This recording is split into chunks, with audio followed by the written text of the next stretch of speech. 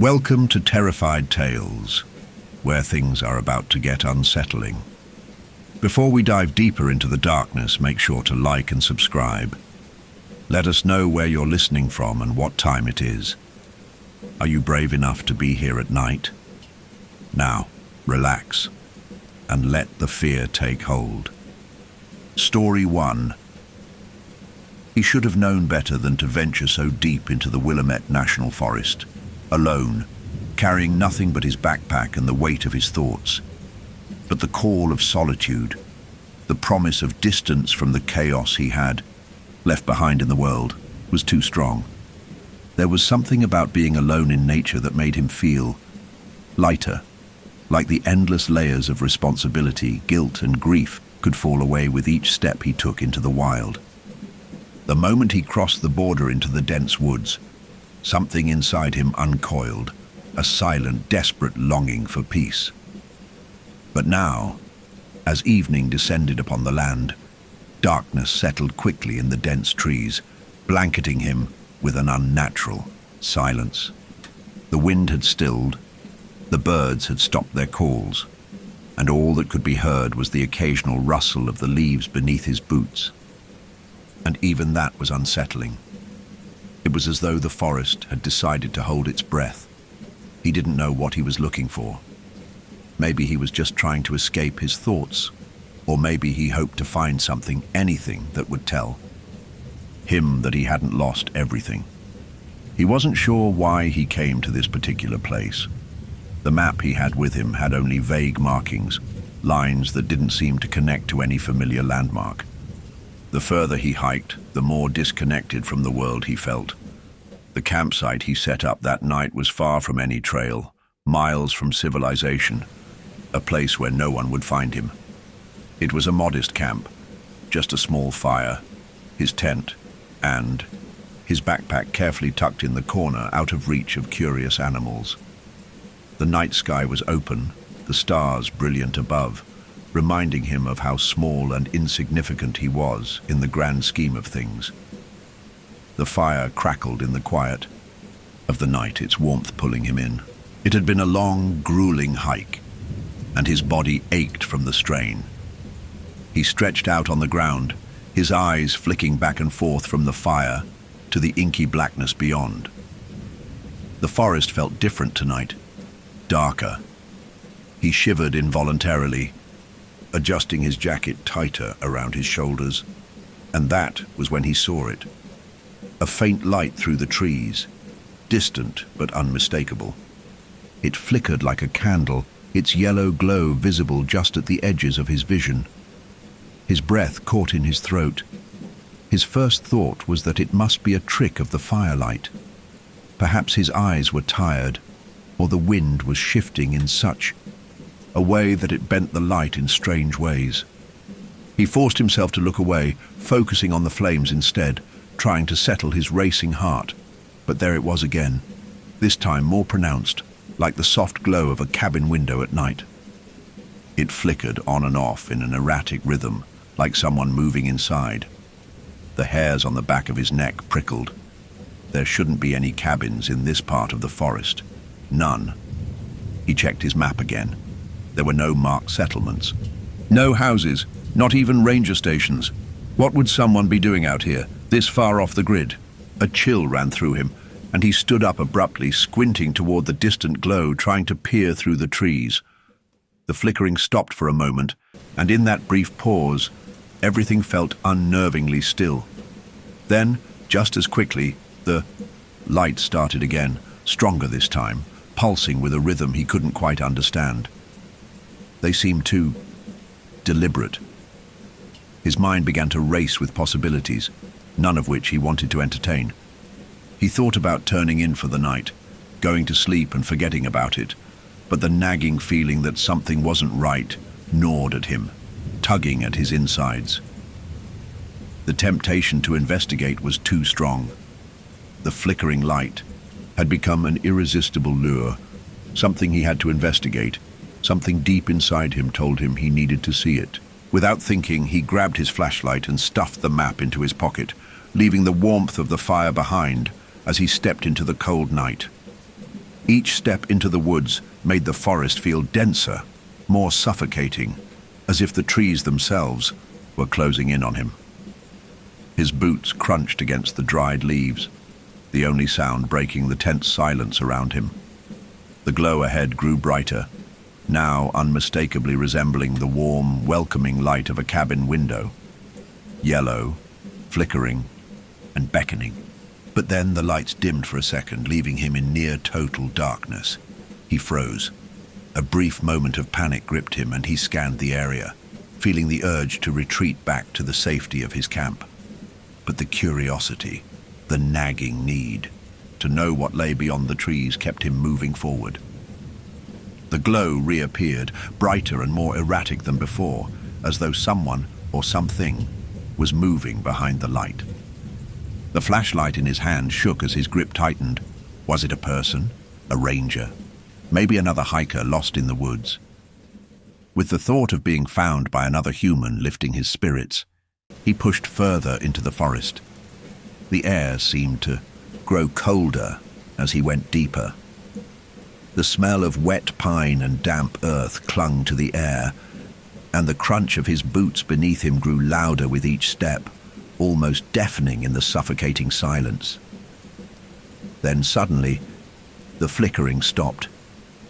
He was close now, the edge of the clearing just ahead, but there was a strange feeling in the air, heavy, oppressive, the kind of silence that feels too thick, like the world is holding its breath, waiting. His chest tightened, a knot forming deep in his stomach. The beam of his flashlight swept across the clearing. There was nothing there. No cabin, no lights, no sign of life. He stood frozen at the edge of the clearing, the light in his hand trembling as he panned it across the empty space. The trees loomed like dark sentinels, their thick branches creaking softly in the wind. But there was no cabin. No warm light, nothing to explain what he had seen from his camp, what had happened. His breath caught in his throat as the absurdity of the situation dawned on him. He must have imagined it. His mind was playing tricks. Maybe he had walked too far, gotten disoriented, and his mind had filled in the blanks with a vision of something that wasn't there. He wanted to believe that, but the unease gnawing at him wouldn't let him. He turned to leave, his mind now filled with uncertainty, but something stopped him. A faint noise, a rustling behind him. The hair on the back of his neck stood up. He spun around, his flashlight illuminating the darkness behind him. Nothing. His heart raced now, thudding painfully in his chest. He had the sudden, overwhelming feeling that he wasn't alone, that whatever he had seen, whatever had lured him out here, was still out there, watching him. His breath was shallow as he turned back toward the direction of the clearing. And that's when it happened. The light flickered on again, the soft yellow glow of the cabin window. This time, brighter, closer. And it wasn't behind him where it had been. It was ahead of him, just through the trees. The light was moving. It was coming, toward him. The light danced before him, flickering and wavering through the branches, now close enough that he could make out the rough shape of something, a structure, looming just beyond the trees. His heart pounded louder now, every beat a drum in his ears. His body was tense, every muscle screaming at him to turn back, to forget about this strange, impossible vision. But he couldn't. The glow was so inviting, so undeniable, like a beacon in the void. He wasn't sure what was pulling him forward, but he felt an overwhelming urge to see what lay ahead. His feet moved almost of their own accord, stepping lightly but quickly through the dense undergrowth. The flashlight in his hand trembled, casting long shadows that twisted unnaturally, as though the trees themselves were bending toward him. The further he moved, the more oppressive the air became, thick, humid, and heavy with an unfamiliar smell. It wasn't the scent of pine or moss. No, this was something deeper, something earthy and ancient, almost like damp stone or decayed wood. Each step forward made the forest seem smaller, as though the trees were closing in, pressing against him from every side. The ground beneath his boots grew soft, the soil giving way beneath his weight, as though the earth itself was reluctant to let him pass. He tried to ignore the sinking sensation in his stomach, the primal instinct screaming at him to run, and still the light flickered ahead, guiding him deeper into the forest. The trees parted suddenly, revealing a small clearing. At first, it looked like a trick of the light, but as he stepped into the open space, his breath hitched. There, in the center of the clearing, stood a small wooden cabin. It was weathered and old, its walls warped and covered with a thick layer of moss. The windows were dark, no longer glowing with the warm, inviting light, but the building itself was unmistakably real. His heart raced, his throat dry, as he approached cautiously, each step echoing in the unnatural silence. The closer he got, the more it seemed like the cabin was absorbing the light around it, as if it existed in a space where daylight had been forgotten. The air here felt colder than it had before, as though the temperature dropped with every inch he came nearer. His flashlight swept over the wooden walls, the rough grain of the planks half hidden beneath a film of grime and age. The front door was slightly ajar, just enough for a sliver of darkness to peek through. For a moment, he hesitated. His instincts told him to turn back, that something was wrong, that this cabin, this place, wasn't right. But that light, that pulsing, insistent light, he couldn't shake the feeling that it was meant for him, meant to lure him here. He reached for the door, his fingers brushing against the cold, damp wood. It creaked under his touch, the sound sharp in the silence. He pushed it open slowly, half expecting it to resist, but it gave easily, swinging, wide with a low groan. The air inside smelled stale, heavy with mildew and decay. Dust particles floated lazily in the faint glow of the moonlight spilling through the open doorway, dancing in the stillness. A chill ran down his spine as he stepped inside. The cabin's interior was sparse, bare wooden floors, cobwebs clinging to the corners of the room, and a single fireplace, long cold.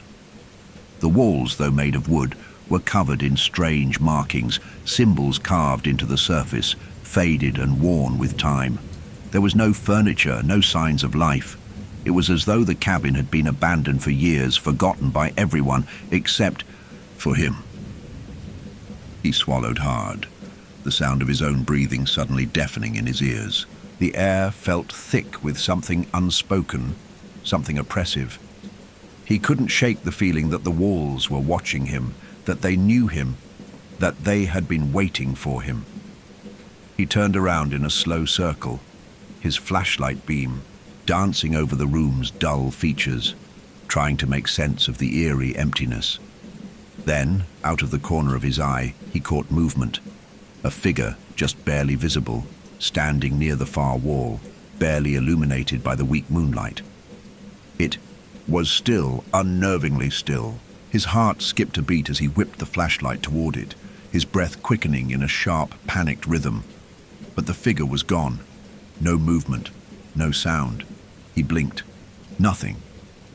He could feel his pulse thudding in his throat, his mind racing, to make sense of what he had just seen. He stepped forward cautiously at first, and then, as his foot hit the floor with a soft thud, something strange happened. The air around him seemed to grow colder, heavier, as if the very room was closing in, as if the space itself was tightening around him. He stopped in his tracks. The door had swung shut. It was a soft sound, nothing that could be heard from outside, but he felt it. The oppressive weight of the cabin seemed to grow heavier, its silence pressing down on him from all sides.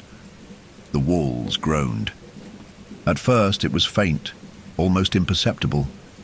But as he stood there, frozen, the sound grew louder, more distinct. Like old wood straining under pressure, a low creak that resonated through the entire cabin. It was as though the house itself was alive, shifting, breathing with an unholy rhythm. Suddenly, A soft whisper broke through the silence, so faint that he thought he might have imagined it. The words were unintelligible, but they carried a strange weight, a deep, bone-chilling resonance that seemed to come from the very walls. He jerked his head around, scanning the room again. But the space was empty. Nothing moved. The whispering continued, now louder.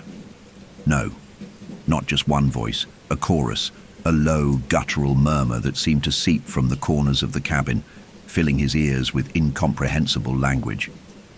His mind raced, struggling to process the impossible. He spun around, the flashlight trembling in his hands. The shadows flickered and danced, stretching unnaturally across the walls as though they were alive, twisting and writhing in the dim light. And then, from the farthest corner of the cabin, something stepped forward. It was not a person, at least not in any way he could comprehend. A shadow, a shape, a thing that had no form but seemed to take one in the periphery of his vision. It was tall, impossibly tall, its limbs long and unnatural, its silhouette shifting, changing with every blink of his eyes. The whispering grew louder, closer, his breath hitched in his chest, his throat tight with fear. He took a step back, his mind unable to process what was happening.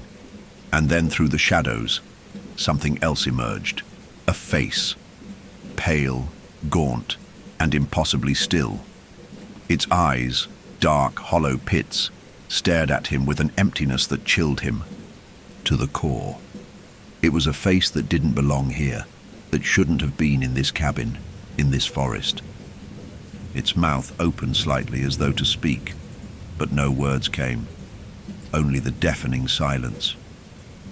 He could feel his chest constrict as if the very air had been stolen from him. The whispering stopped.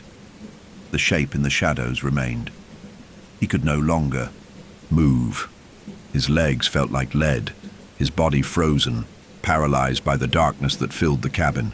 It wasn't a hallucination. This thing, whatever it was real, and it had found him. The air in the cabin was suffocating, thick with an unnameable presence, and every inch of his skin felt alive with an unnatural chill. His heartbeat thundered in his ears as the figure stood motionless in the corner, its hollow eyes never leaving his face. His breath was ragged, but no matter how hard he tried, he couldn't seem to pull in a full breath.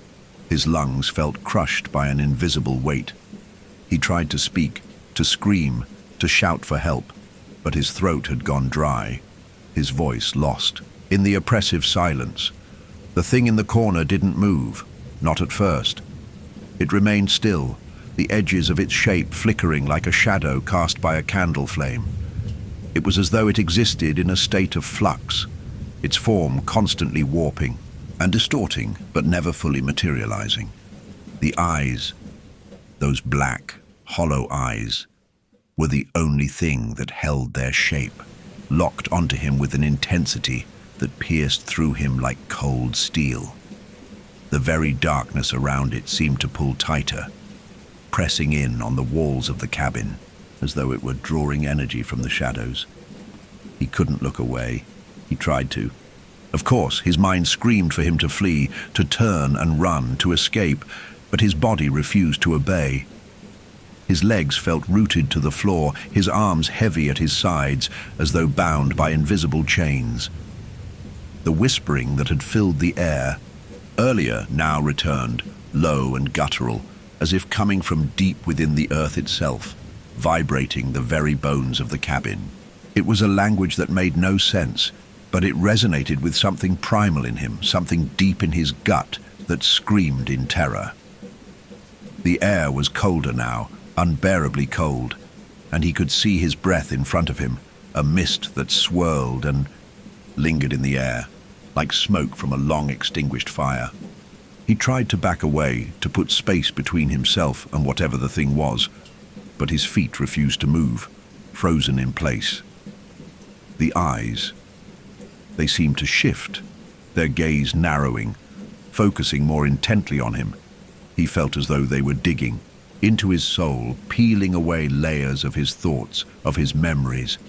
He wanted to scream, to shout, but the only sound that escaped his lips was a breathless, strangled gasp. His thoughts were slipping as if something inside his mind was slowly unraveling, and he fought to hold on to his sanity. Then, from the corner of the room, something else stirred. A figure, more distinct this time, emerged from the shadows, moving slowly, deliberately. It was tall, like the first shadow, but its form was less fluid, more defined. The longer he stared, the more it became clear that this figure, unlike the first one, was not simply a wisp of darkness.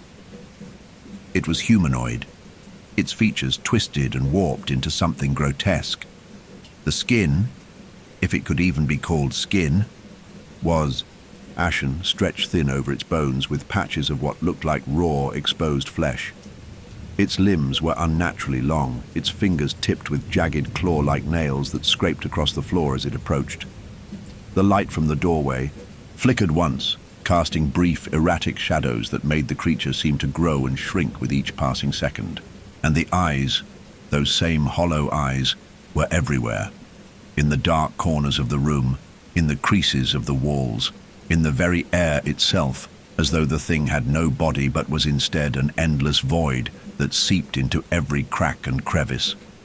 The whispering grew louder, the voices rising to a crescendo, a chorus of hushed, urgent tones. The words sounded like fragments of something familiar, something almost within reach, but they were incomprehensible, just out of his grasp. The voice in his head, though, was clear. "It's here because of you." The thought wasn't his, but it felt true. It felt like a judgment, like something that had been watching, waiting for him, waiting for a reason to come to life. The figure in the corner stepped forward, its elongated form stretching in the darkness.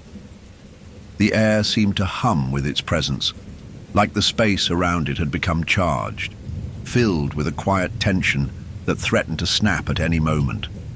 The floor creaked under its weight, but the sound was muffled, as though the very sound of reality was being smothered. He finally managed to move, a step backward, and then another. His legs were shaking, his body trembling with the effort to break free of the invisible force holding him in place. But as his foot met the ground, he felt something cold grip his ankle, a vice tightening slowly. He looked down, a hand. A pale, clawed hand was wrapping around his ankle, its fingers long and gnarled, its skin like cold, decaying leather. The hand tugged him downward, pulling him toward the darkened floor, where the shadows seemed to open, pulling him into their depths. He gasped, struggling against the grip, his hands scrambling for purchase as he tried to free himself. His mind screamed for him to run, to do anything, but it was as if the very room had become a trap, pulling him deeper into its darkness. He reached for his flashlight, but it slipped from his grasp, the beam of light flickering, casting brief flashes across the room as if the cabin itself was alive, mocking him. The figure in the corner stepped forward again, its face now unmistakable. The pale, hollow eyes, those deep, dark pits, were staring directly at him. The mouth opened in a silent scream, and the whispering reached a deafening roar. It was then, as the darkness seemed to pull him deeper, that he understood. The thing in the corner wasn't just a creature of shadow, it was his shadow. His reflection, twisted and warped by some forgotten, unfathomable force. The forest, the cabin, the cold, it was all tied to him. He had wandered too far, pushed too deep into something that had been waiting for him, something ancient and hungry, something tied to his grief, to his very soul. The thing in the corner whispered again, and this time he could hear it clearly. The words were not in a language, but in a feeling, a sensation so raw that it made his skin crawl. You came here to escape, but you can't run from what's inside you. The hand around his ankle tightened once more, pulling him closer to the floor, and the shadows seemed to swallow him whole. His last coherent thought was that he was no longer in the cabin. He wasn't, even in the forest anymore. He was somewhere else, somewhere between the worlds of light and dark, between the waking world and the nightmares that had come alive. Then, everything went black. It was dark. The kind of darkness that presses against your skin, so thick and suffocating that it feels like it's choking the very air from your lungs. For a moment, he was unsure whether he was still alive. His body felt weightless, detached, as though his consciousness was floating in a void with no tether to reality. There were no sounds here, no wind, no rustling leaves, no birds or distant calls of creatures in the forest. Only silence. Then a whisper. Faint at first, like a breath on the edge of hearing, it echoed in his mind. Not words, but meaning. The sensation crawled across his skin, like fingers brushing against his spine. It felt familiar, like the ghost of something forgotten. He wasn't alone. Not anymore. The realization struck him with a chill that shot through his bones. He was being watched, but by whom? His eyes snapped open, though the space around him remained dark. Impossible darkness. A void that swallowed him whole. His vision, however, began to adjust. Slowly, shapes emerged from the blackness, twisting and warping like melting wax. He could see now just enough to make out something that felt wrong. There were walls, or rather surfaces, broad and smooth, stretching infinitely in all directions, forming an oppressive, claustrophobic space. The air felt dense, too, thick to breathe properly, making each inhalation a laborious task. And the silence. It was a tangible thing, pressing down on him with each passing second, each moment of confusion and uncertainty. He was in a room, but not the cabin. It wasn't just a room. It was something worse, something darker. He stood up, though his legs felt unsteady, as though they hadn't been used in years. The sensation was unnatural, like the movement of his body was being resisted by some invisible force. With each step he took, the surface beneath him felt slick, almost like smooth glass, but as cold as ice. His heart pounded louder in his chest, and yet there was no sound. His breath came in shallow bursts, but the thick, oppressive air seemed to absorb the noise, swallowing it whole. And then, out of the corner of his eye, he saw it. A reflection, a flash of light from something, no, someone, moving. But when he turned to look, there was nothing. He blinked, then again. And there it was once more, a shadow, flickering and distorted, as though caught in the reflection of some invisible mirror. He looked down at the floor. No, it was the walls. Not walls at all, but massive, smooth, glass-like surfaces. Everything around him was reflected back, warped and exaggerated, like a funhouse distortion. But no matter where he looked, the reflections of the shadows were never his own. They didn't belong to him. He couldn't tear his eyes away. The reflections were moving. It was as if there were others in the room with him. But when he turned to look, there was no one there. The walls shimmered again, and he realized the reflections were changing, shifting, warping into something grotesque. Faces, half-formed, hazy, twisted. The eyes in the reflections were always wrong, too wide, too dark. Hollow pits that seemed to stare directly into his soul. He stumbled backward, his mind scrambling for a way to process what he was seeing. This place, this thing. It wasn't the cabin. It wasn't even the forest anymore. It was something else entirely. And it was hungry. He wanted to scream, but the very air seemed to strangle his voice before it could escape. His mouth opened, but nothing came out. Only silence. The reflection of his own face stared back at him now, but it wasn't his face, not completely. The eyes were the same, wide, panicked, but now they seemed distant, like they were staring into something far beyond the confines of this nightmare. His lips twitched as if to speak, but the reflection moved before he could react, its mouth stretching into a smile, a twisted, unnatural smile that was not his own. It was him, but it wasn't. And then it spoke. The voice was not his. It was distorted, like the deep rumbling of an echo in a cave, as if it were coming from the very walls of the room itself. The voice of the thing that had been following him, watching him, waiting for him. You cannot escape. The words filled his mind like a heavy fog, settling deep into his bones. He reached out, unable to stop himself, as his hand moved toward the glassy surface of the wall. The reflection of his hand, however, didn't obey. Instead, it clawed at the wall, its fingers twisting and pulling, as if trying to tear its way free from the invisible barrier. He recoiled, his breath catching in his throat, as the reflection of himself continued to contort. The air grew colder, and the darkness seemed to grow thicker. The reflections, the shadows, moved faster now, swirling in erratic patterns, until they were no longer shadows at all, but figures that were too real. They were moving closer. They were reaching for him. The walls, the floor, the very air. Everything felt like it was folding in on him.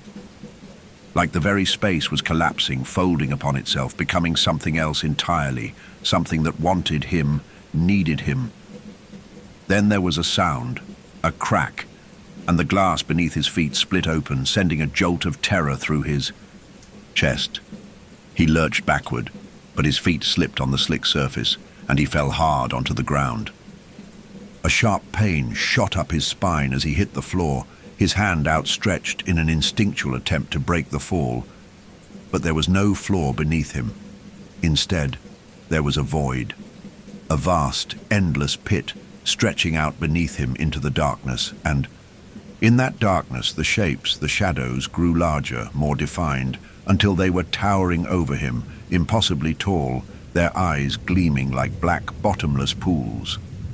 They reached for him, but their touch didn't burn. No, their touch was cold, colder than ice, colder than anything he had ever known. It seeped into his very bones, numbing his flesh, paralyzing him from within. He tried to scream, but the words died in his throat, replaced with a gurgling, choking sound. The shadow loomed closer. He couldn't escape. He was already lost. The world shifted. One moment, he was falling into the endless void, swallowed by the cold darkness, and the next, he was somehow not falling. His body was crumpled on the ground, and the world around him felt tangible again. The sharp, overwhelming cold was gone, but the oppressive air still clung to him, heavy with the smell of decay and dampness.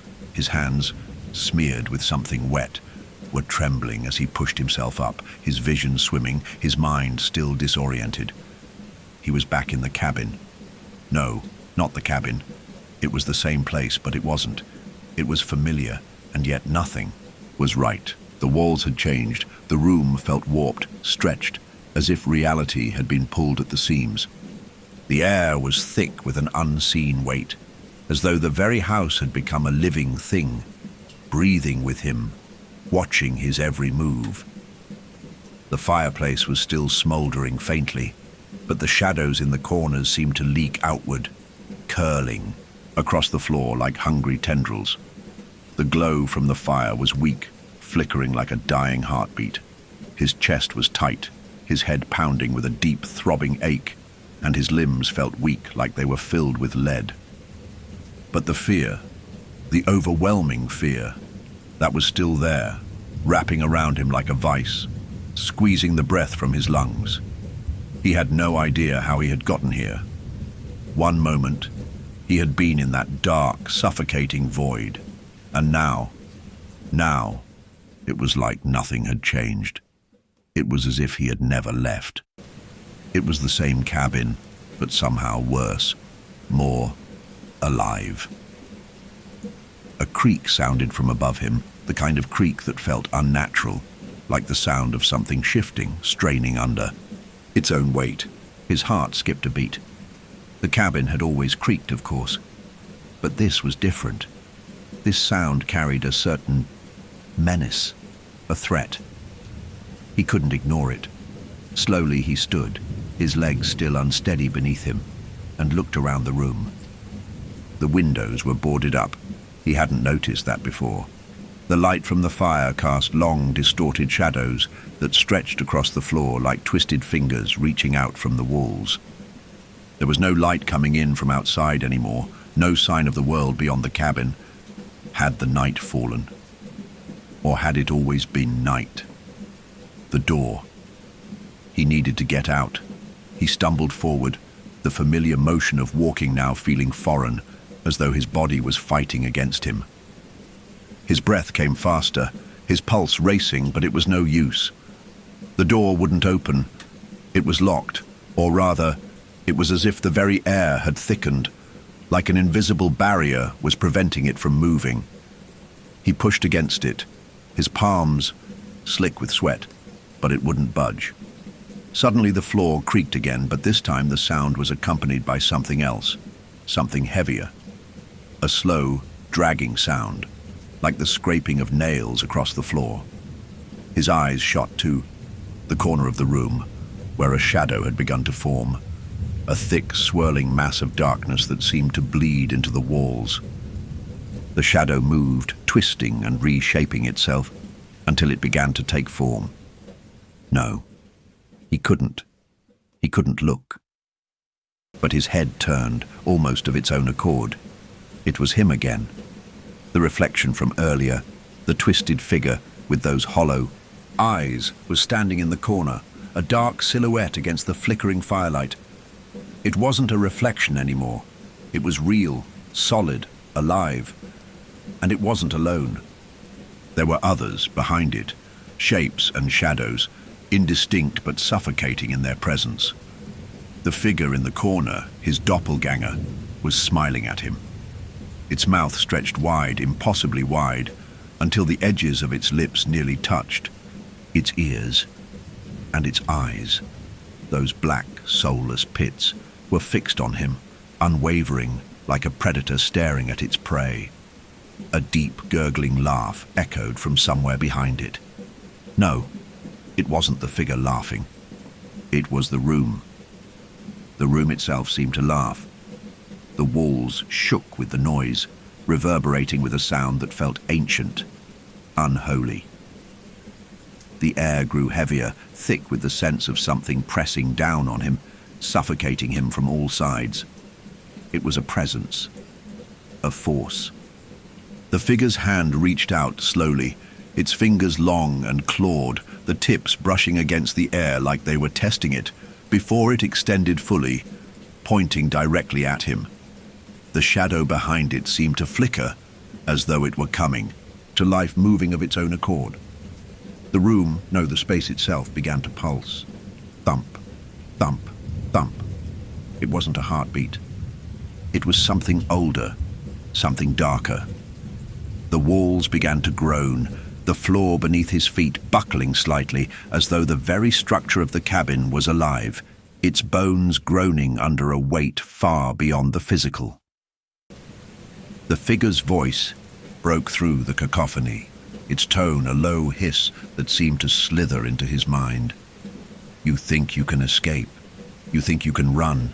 The words clawed at him, digging deep into his thoughts, stirring up the buried remnants of memories he hadn't even realized he'd forgotten. The shadow's eyes glinted in the low light, and a cold chill spread through his body, as if the room had suddenly plunged into an even deeper abyss.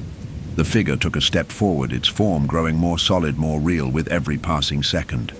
The ground beneath his feet shifted, and the shadows grew longer, thicker, closing in from every corner. The walls felt like they were breathing now, the space narrowing, shrinking around him. You can't escape what's inside. The words weren't just spoken. They were the room, the floor, the walls, the air. They echoed in his mind. vibrating through his skull, shuddering down his spine, until his very bones seemed to rattle in time with them. The figure was almost there, and now inches from his face. Its fingers, clawed and sharp, extended toward him, the air around it shimmering with an unnatural energy. He couldn't breathe, he couldn't move, and in that moment, the world shifted again. His chest tightened, and the blackness of the space seemed to collapse into a singular, suffocating point, a void that consumed him whole. And then there was nothing. When he opened his eyes again, it wasn't the cabin he saw. No, not anymore. There was no firelight, no flickering shadows, no walls pressing in. There was nothing. He stood in the middle of a vast emptiness, an expanse so wide, so endless, that it made the forest feel like a forgotten dream. There were no stars, no moon, just an oppressive, suffocating blackness that stretched on and on, a vacuum where time itself seemed to have vanished. He didn't know how he had gotten here, or if he had ever truly left the cabin. The more he tried to think, the more it felt like his mind was crumbling, like the very effort of thought was pulling him apart. For a moment, there was only silence. Then a whisper. The sound was low at first, faint, but it grew louder as it approached, vibrating through the emptiness around him. Not just a whisper, but voices. Dozens, hundreds, an endless cacophony of murmurs, hissing words, disjointed phrases.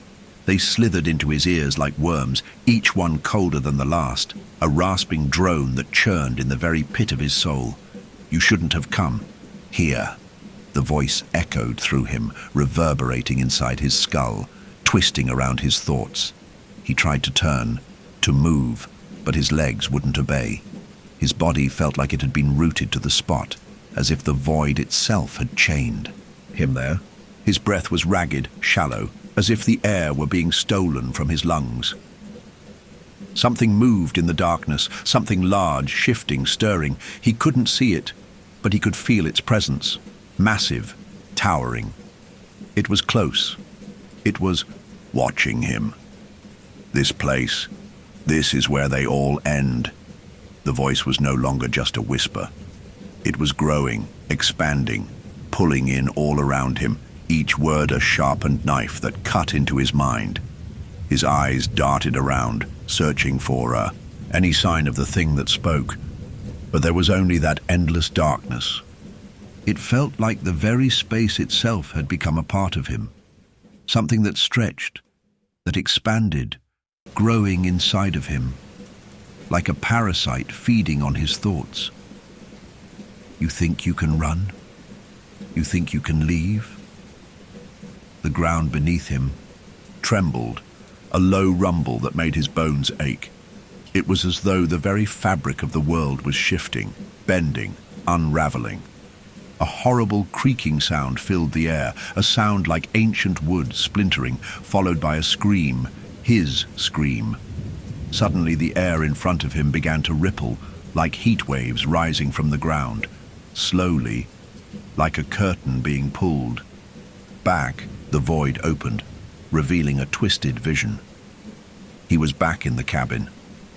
But this time, it was different. This time, it was no longer the dim, suffocating space he had known. No, it was a place ruined. The walls were covered in cracks, deep fissures that bled dark, viscous fluid, oozing from them like some kind of unnatural wound. The fire was dead, replaced by an unnatural glow, a sickly, pulsating light that made the shadows move. The air was thick with the smell of rot, of decay, of something old and wrong. And in the center of the room, where the floor had once been, solid, was a chasm, a yawning, gaping hole that seemed to stretch infinitely downward into a place of darkness, so deep it made his stomach churn just to look at it. The shadows around him twisted like living things, slithering along the walls, licking at the edges of the hole, drawn to it, feeding on it. No, this couldn't be real. This couldn't be happening. He staggered backward, desperate to escape. But the space around him seemed to grow tighter, the walls pulling inward, closing him in.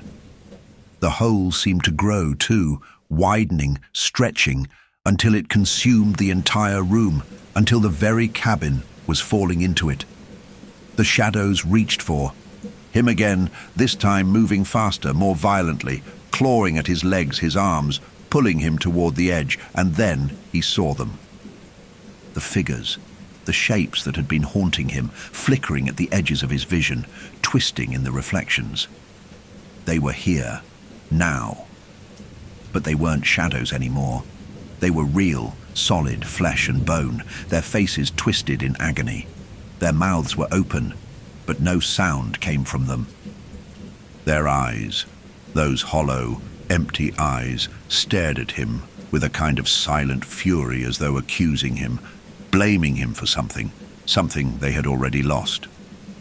He wanted to scream, but his voice wouldn't come. The shadows tightened their grip, the weight of the darkness pressing down on him, squeezing the breath from his chest. This is where they all end. The voice was close now, too close. He could feel it in his bones, crawling inside his skin. He could feel it in the chasm, the dark hole that threatened to swallow him whole. And then he realized he was already falling.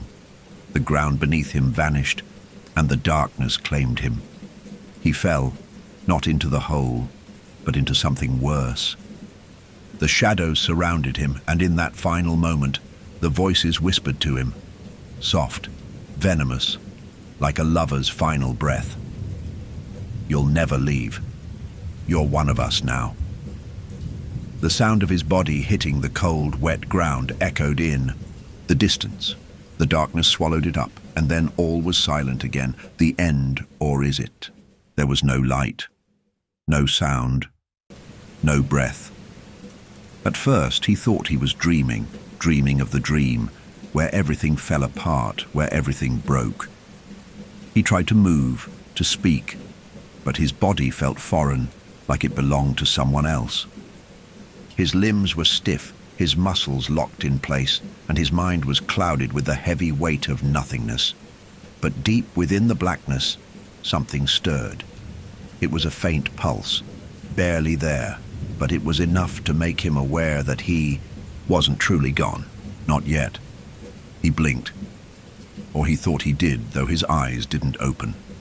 The sensation of movement was odd, a disorienting twist in the space around him, like being both awake and asleep at the same time. He had been here before, hadn't he? This feeling, this suffocating void that pressed against him from all sides, but he couldn't recall what had come before. What had happened? He wasn't sure anymore. The cabin, the shadows, the figures, the dark hole, the voices. You'll never leave. You're one of us now. They weren't just words. They were truths. Truths that were crawling under his skin, burrowing deep, settling in like parasites. He tried to focus, tried to grasp at the threads of his memories, but they kept slipping from his fingers, as though the very act of remembering was impossible. It felt like hours, days maybe, that he drifted in that place, neither here nor there, suspended between waking and dreaming. The cold in his chest was unbearable, like something was missing, like he had lost something vital, something he could never regain. And then he heard it, a distant sound, a faint crack. Then another crack, crack, crack. He couldn't see, couldn't move, but the sound grew louder, closer. It was the sound of something breaking, something splintering under pressure, something old, something ancient. Suddenly the space around him shifted again.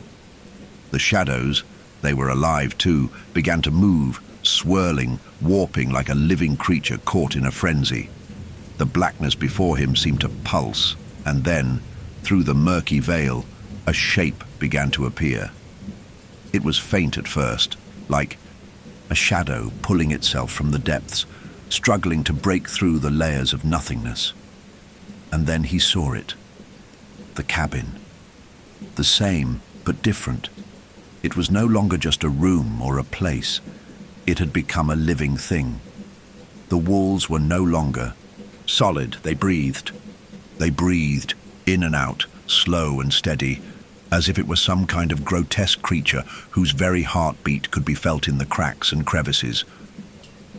The door was there, but it was warped, twisted, its edges curling in on themselves like the petals of some monstrous flower. He was inside the cabin again, or was he?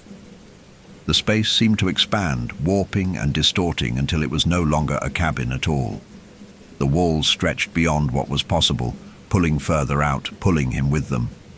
The floor, once sturdy, now shuddered beneath his feet as if it were unsure of its own existence, and in the center of it all they were there. The figures, the ones he had seen before, the ones who had watched him. They stood in the shadows now, silent, their faces turned away, their eyes hidden beneath the black voids of their hoods. There were more of them than before, dozens, maybe hundreds, gathered around him in a circle.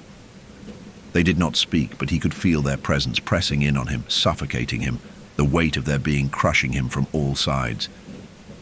It was as if they knew him, as if they were him. One of the figures, one taller, more imposing than the others, moved toward him. Its steps were slow, deliberate, and as it moved closer, the darkness around it seemed to bend and warp, as though the very fabric of space itself was twisting to accommodate its presence. The air grew colder. The temperature dropped so sharply that he could feel the bones in his hands begin to ache. The figure stopped before him, its face still hidden in the darkness of its hood. But this time, there was no mistake. He could feel it looking at him. There was no need to see its eyes. He could feel them boring into him, pulling at the deepest recesses of his mind. It spoke. "You belong to us." The voice was not the same. As before, not the disembodied whispers, but a single, deep, rumbling tone that reverberated through his chest, rattling his bones. It wasn't a threat, not quite. It was a fact, a reality, one that he couldn't escape. "We are the end, the beginning, the in-between." The words settled around him, heavy, suffocating. He didn't understand them. He didn't want to. But his body trembled nonetheless, as though the very fabric of his being was being torn apart by the sheer weight of them. He tried to move again, to escape, but he couldn't. He was trapped. His legs wouldn't obey, his breath coming in shallow gasps as the darkness tightened around him. His hands, though shaking uncontrollably, pressed against the cold, warped wood of the floor, his fingers digging into the splintered surface, desperately grasping for something solid, anything. And then in the distance, a faint glimmer appeared. A tiny light so far away that it barely cut through the dark, a spark, a flicker. It was there and then gone. No, not gone. It was growing closer, a light. The fire. The flames from the hearth, the cabin he had known, but it wasn't the fire of the cabin. No, this fire burned differently. It was brighter, colder. It illuminated the room, but it didn't warm it. The light cast strange, elongated shadows that crawled across the walls, forming shapes, faces, eyes. The figure before him, the one who had spoken, took a step back, its body blurring, losing its shape in the growing light. The shadows shrank, folding back in on themselves, as though the light was hurting it. And as it retreated, it left behind a faint scent, sharp and acrid, like the smell of burning flesh. The light was growing. It was coming for him. And the shadows. The shadows were retreating. He reached for it, the light, the warmth he hadn't felt in what felt like years. His hand stretched, trembling towards the flicker, desperate, willing it to pull him from the suffocating blackness. But it was too late. The light flickered once more, then dimmed entirely. The room went dark again, and with that final pulse of shadow, the whispers returned. "You belong to us." And he understood. He wasn't trapped in the cabin anymore. He had become it. He was the darkness now, and the darkness was him. The echoes of the whispers faded, but in that silence, a new voice lingered, soft, almost kind, but twisted with something dark. "You are home now." The light was gone. The last ember of it vanished with a final, quiet snuff, leaving him in the endless black once more. But this time, something was different. It wasn't just the silence that stretched on forever, nor the weight of the shadows clinging to his skin.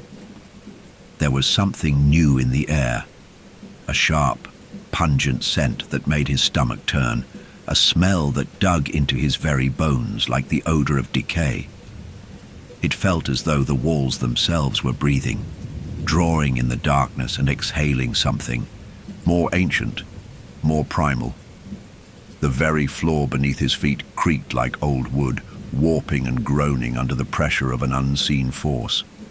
He could feel it now, the pull, that gnawing, insistent tug at the core of his being. It wasn't just the shadows that were alive, the very cabin, the place that had consumed him, the thing that had swallowed him whole, was pulsing as though it were aware. It was waiting. For what? For him? He stood there, frozen, unable to move, unable to even breathe properly. His chest was tight, as if the air itself had thickened, suffocating him, pushing him into submission. The floor, cold and clammy, seemed to press upward against his legs. But it wasn't the floor anymore. It was soft, like flesh, like the skin of something living. The very essence of the space had changed, transforming, warping around him, and then, just like that, he was not alone. The figures appeared again, silently, materializing from the darkness like smoke.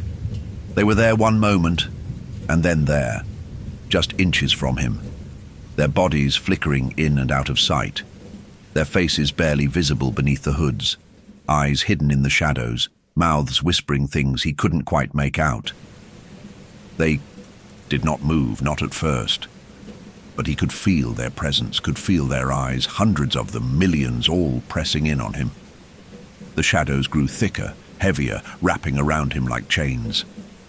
And as the air grew colder, his breath turned to vapor, an unnatural fog rising up from his own body. He wanted to scream, but his mouth wouldn't open. His tongue was thick, as if frozen in place, as if he had no control over his own body. One of the figures stepped forward. It was the tall one again, the one whose voice had first welcomed him to the void. It moved slowly, deliberately, its form shifting, a blur of shadow and substance, growing and shrinking like an optical illusion.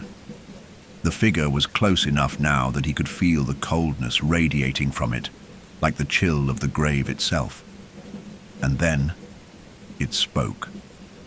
"It is time." His heart skipped a beat. Time for what? Time for him. The figure raised one long, skeletal hand, its fingers too long, too twisted, reaching toward him with a slow, deliberate motion. And the air around him thickened again, as if the very atmosphere itself was reacting to the figure's movements. "You've been chosen." The words hung in the air, and his body shuddered, a violent tremor running through him. He was chosen. Chosen for what? He tried to pull away, to escape, but his body refused to move, as if it had become part of the very space he was trapped in. The walls around him closed in tighter, pressing against his back, against his chest, against his very soul. The harvest has come. The figure's fingers brushed his cheek, cold as ice, sending a shock of numbness through him. His skin tingled, his mind swirling as if it were being pulled apart, drawn into the depths of the void itself. He could feel his body. No, not his body. He could feel it changing. Something inside of him was shifting. Something was awakening. The air hummed with an eerie energy, vibrating with a dark power that made the hairs on the back of his neck stand on end. It was as if the very space was absorbing him, his thoughts, his memories, his being, into itself. He was no longer just in the cabin, he was becoming a part of it, a part of them. The figure smiled then, or perhaps it was just the distortion of the shadows that gave that impression. But there was something more, something ancient in that smile, a terrible knowing that made his stomach turn. The eyes of the other figures glowed faintly in the dark, like embers burning from within. "It is your time to feed," the figure whispered, its voice laced with a kind of sickly sweetness. "To join us forever."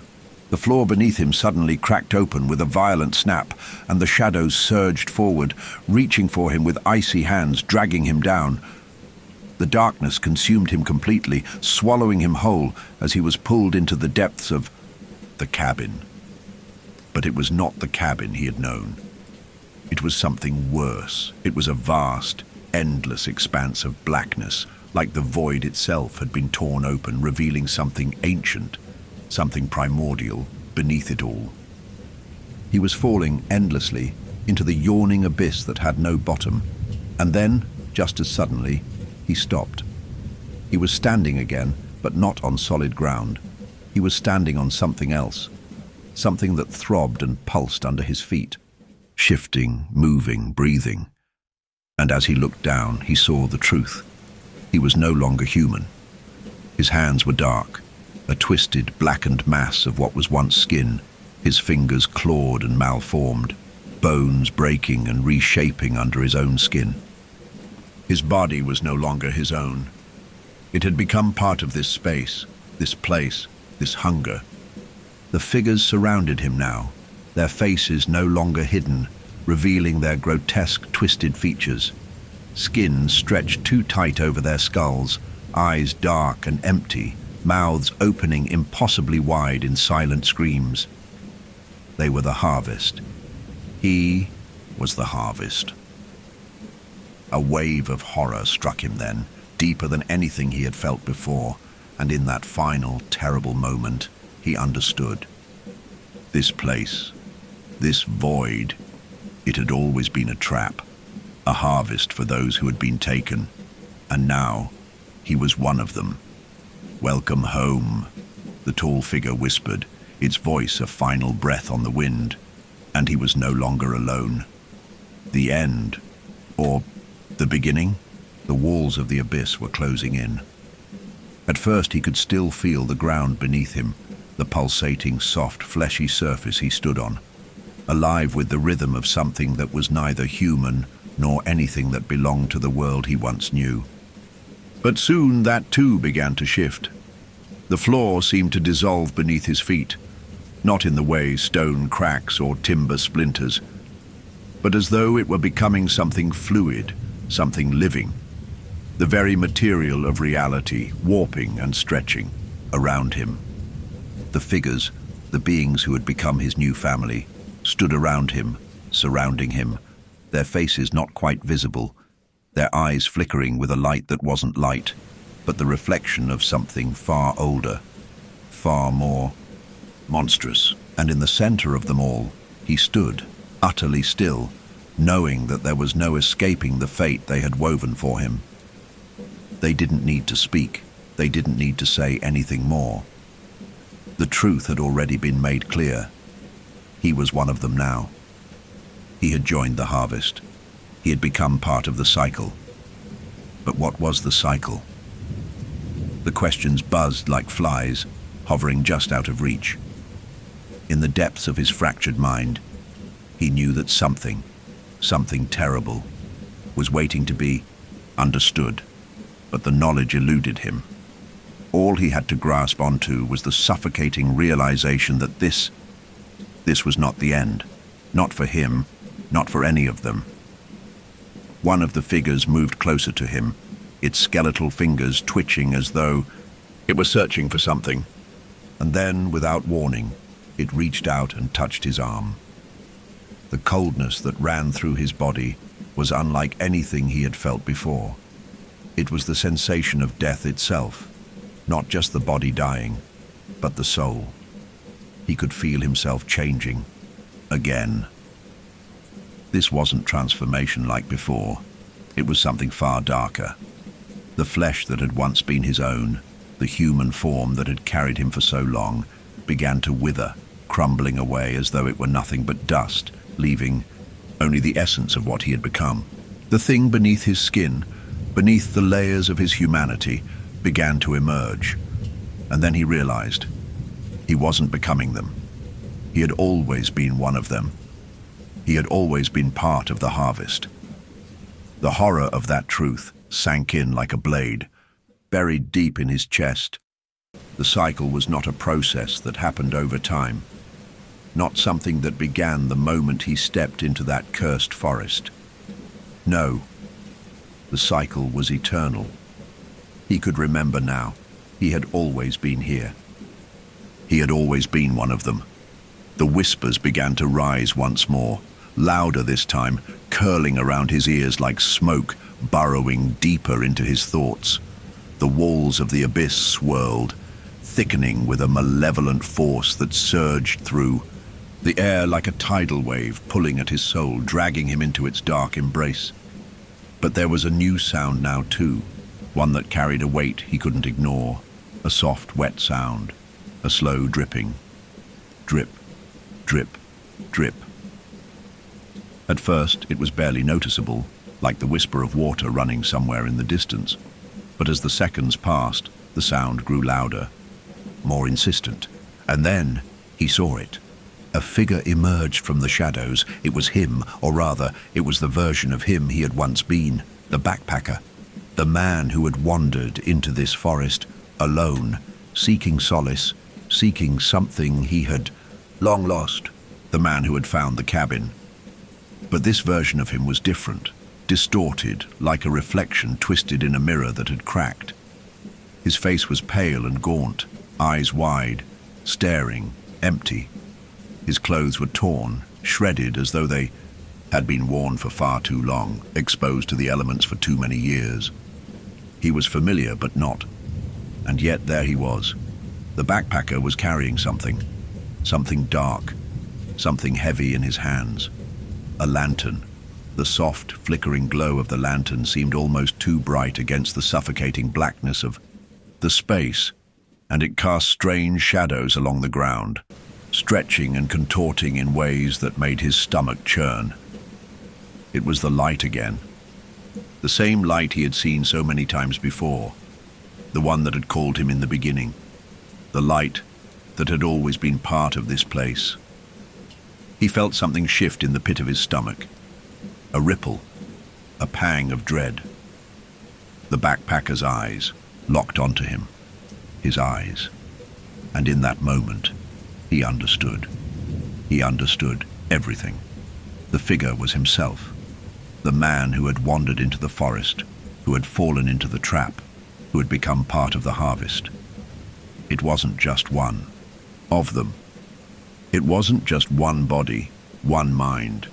It was a repeating cycle. Each time someone entered this place, they became a part of it, a part of the harvest. And with each new soul that fell into the cycle itself grew. The cabin wasn't just a physical structure, it was a part of something far older. A ritual, a pull, a trap. Each new soul that entered became the next seed for the harvest. It fed the void.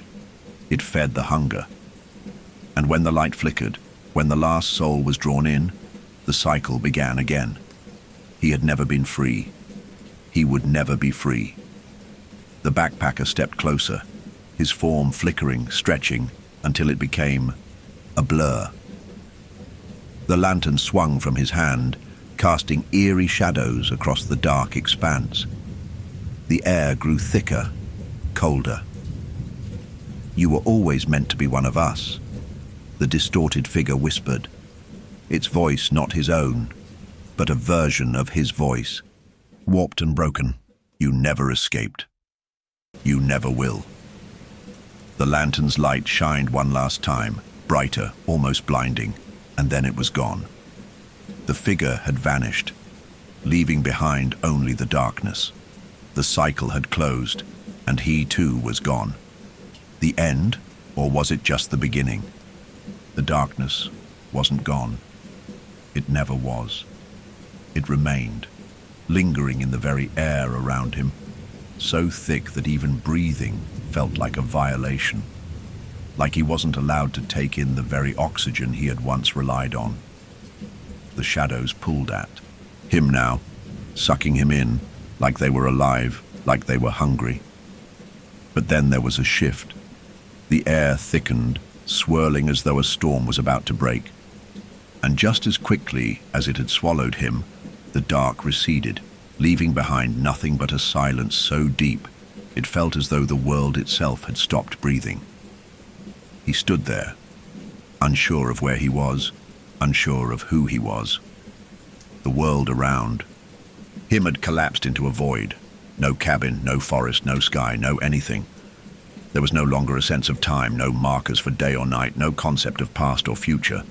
All that existed was this endless, empty space, and him, alone in the center of it. He could still feel the coldness in his bones, the strange, pulsing energy that flowed through him like a current of electricity, numbing his skin, dulling his senses.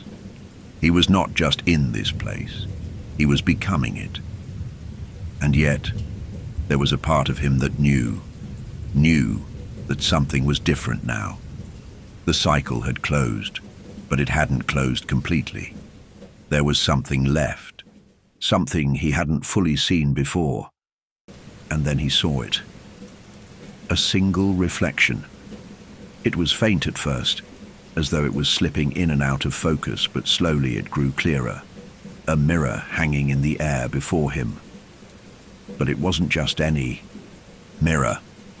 It was the reflection of himself, not the man he had become, not the twisted, broken version that had lurked in the shadows. This was him. Before. His hair was still messy from the trail. His clothes were slightly worn from the journey, but they were still his, still whole. He could see himself standing there, staring at the reflection, eyes wide with uncertainty. It wasn't a perfect reflection. It was distorted, as if the glass itself was bending under the weight of something greater. He could see his eyes flickering between the man he was and the man he had been. The thing he had become was clawing at the edges of the reflection, trying to break through. But it couldn't. It was him, the man who had first wandered into this cursed place, desperate for something, answers, solace, redemption. The man who had seen the flickering lights through the trees, the man who had made the choice to walk in. He could see the question on his face, the doubt, the hesitation. The reflection smiled. The grin was too wide, too knowing. A whisper echoed from the mirror, though the words were indistinct at first. Slowly, as the smile in the reflection grew, the words became clearer. "Do you remember?" they asked, the voice sweet, almost mocking. He shook his head, trying to step back, trying to tear his eyes from the mirror, but the reflection pulled him in. It wasn't just his face anymore. It was everything. He could feel the glass now, its chill radiating out, its weight growing heavier by the second. His heart pounded in his chest as the whispers grew louder, louder, until they became a roar, filling his head, drowning out all thought. "Do you remember what you were meant for?" the voice taunted. It was the voice of the void, the voice of the harvest, of the cycle that had taken him, claimed him, and left him nothing more than another part of the endless procession of souls. The reflection was changing again, morphing into the faces of others, the lost ones. Faces twisted in agony, eyes wide with terror, mouths gaping in silent screams. Faces he knew, faces he hadn't recognized at first, but now they were unmistakable. They were the ones who had come before him, the ones who had sought the cabin, the ones who had heard the call and answered it, just as he had. "This is the end," the voice whispered, as the reflection of himself dissolved into the faces of the lost. This is the end for all of us. And yet, it is only the beginning. The last thing he saw was the face of the man who had come before him, staring back with eyes filled with endless sorrow. The mirror cracked. A single, slow, agonizing crack that ran through it like a line of black fire. And then, the echo. Not just the echo of a voice, but the echo of a soul. He was falling again. But this time he was not falling through nothing. He was falling through memories. His own memories, the ones he had left behind. And each falling piece was a soul, a memory, a story, all its own. Faces flickered in the dark, too many to count. His own face was among them, caught in the swirl of confusion, floating like a leaf in the storm. The sound of footsteps came again, slow, deliberate, like they were echoing from the depths of the earth. No, not footsteps. His footsteps. He was being dragged, no longer alone. The cycle was not broken. It was only just beginning.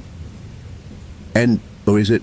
The storm of memories swirled around him, the faces that had once been familiar now unrecognizable, twisted in agony and despair. Each soul, each fragment of a life lost, pulled at him, yanking him in different directions. His own face blinked, in and out of existence within the chaos, an impossible, shattered reflection of the man he had once been. But through it all, there was one constant, one presence. The footsteps, slow, methodical, drawing nearer. He tried to reach out, tried to move, through the fog of memories, but his limbs wouldn't obey him. His body was no longer his own. It was a marionette, bound by strings, pulled taut by something far darker than any force he could understand. His breath came in ragged, strangled gasps. He felt as though his lungs were filling with the very air of the abyss, thick, oppressive, and suffocating. The footsteps reached him, stopping just behind him. He could feel the presence now, something large, something ancient, standing close, its shadow draping over him like a funeral shroud. A whisper of cold air brushed his neck, the same air he had felt when the tall figure had first approached. Him. He didn't dare turn around. He didn't want to know what stood behind him, but the whisper came again. Low, a rasping voice carried on the wind. Welcome home. It wasn't the voice of the figure, not the one he had come to fear. This voice was deeper, older. It filled him, seeped into his thoughts, wrapped around his mind like cold chains. The world around him flickered, once more distorting, warping. The memories that had once been fragments now fused, meshing together, creating something new. The faces, his face, the faces of those who had come before him, no longer seemed alive. They were hollow, their eyes empty sockets, their mouths gaping wide, as though eternally caught in a scream. But no sound escaped, no voice, no plea. They had long since been consumed. The pull was unbearable now, stronger than before. He could feel the shadow behind him stretch over him, its cold touch pushing him further down, deeper into the pit, but then, without warning, it stopped. The pressure, the suffocating force, it all vanished in a heartbeat. He was still there, standing alone, but the presence, the thing that had stalked him, was gone. For a moment, everything was still. And in that stillness, something shifted. It wasn't the world around him. It was something inside of him. A sudden, overwhelming clarity. He understood. The reflection, the cycle, the whispers, everything. It was never meant to end. This wasn't a process that stopped. This wasn't something that finished. This was endless. A perpetual harvest, a never-ending cycle of souls pulled into the void, consumed, and then reborn in the same cursed pattern. It wasn't just the cabin. It wasn't just the forest. The harvest stretched far beyond those borders. This place, this space, was not a physical one. It was something older, older than time itself, a force that had always existed, waiting, watching. It fed on the souls of the lost, pulling them in, trapping them, shaping them into what they needed to be for the harvest to continue. And now, he was part of it. He had always been part of it. He could feel it. The pull of the cycle, deeper and deeper. His body, a twisted, broken thing, would soon become one of the lost, like the others before him. A whisper of a memory, a shadow. The wind whispered again, but this time it wasn't just words. It was a feeling, a presence that spread through him, winding around his heart, his soul. You will return. The harvest must continue. You will always return. He closed his eyes, letting the weight of the words settle on him. The terror, the anger, the grief, all of it evaporated, leaving behind a cold, suffocating emptiness. He was no longer human. He had been transformed long ago, pulled from the real world into this one, this endless, horrific cycle. And the worst part, he understood now. He had always been here. The footsteps came again, this time from behind him, but this time he didn't resist. This time he turned. And there it was, the figure. But it wasn't the tall, skeletal being that had plagued him. No, this was something more. Something all-encompassing. It was a dark shape, made of shadows and whispers, a mass of blackness that seemed to devour the air around it. It had no face, no body, only a presence that pressed in on him, suffocating, as though it was made of every dark corner of every forgotten place. It was the harvest itself, the force that had always existed, the thing that had been pulling him down, dragging him into the abyss. It had no eyes, but it saw.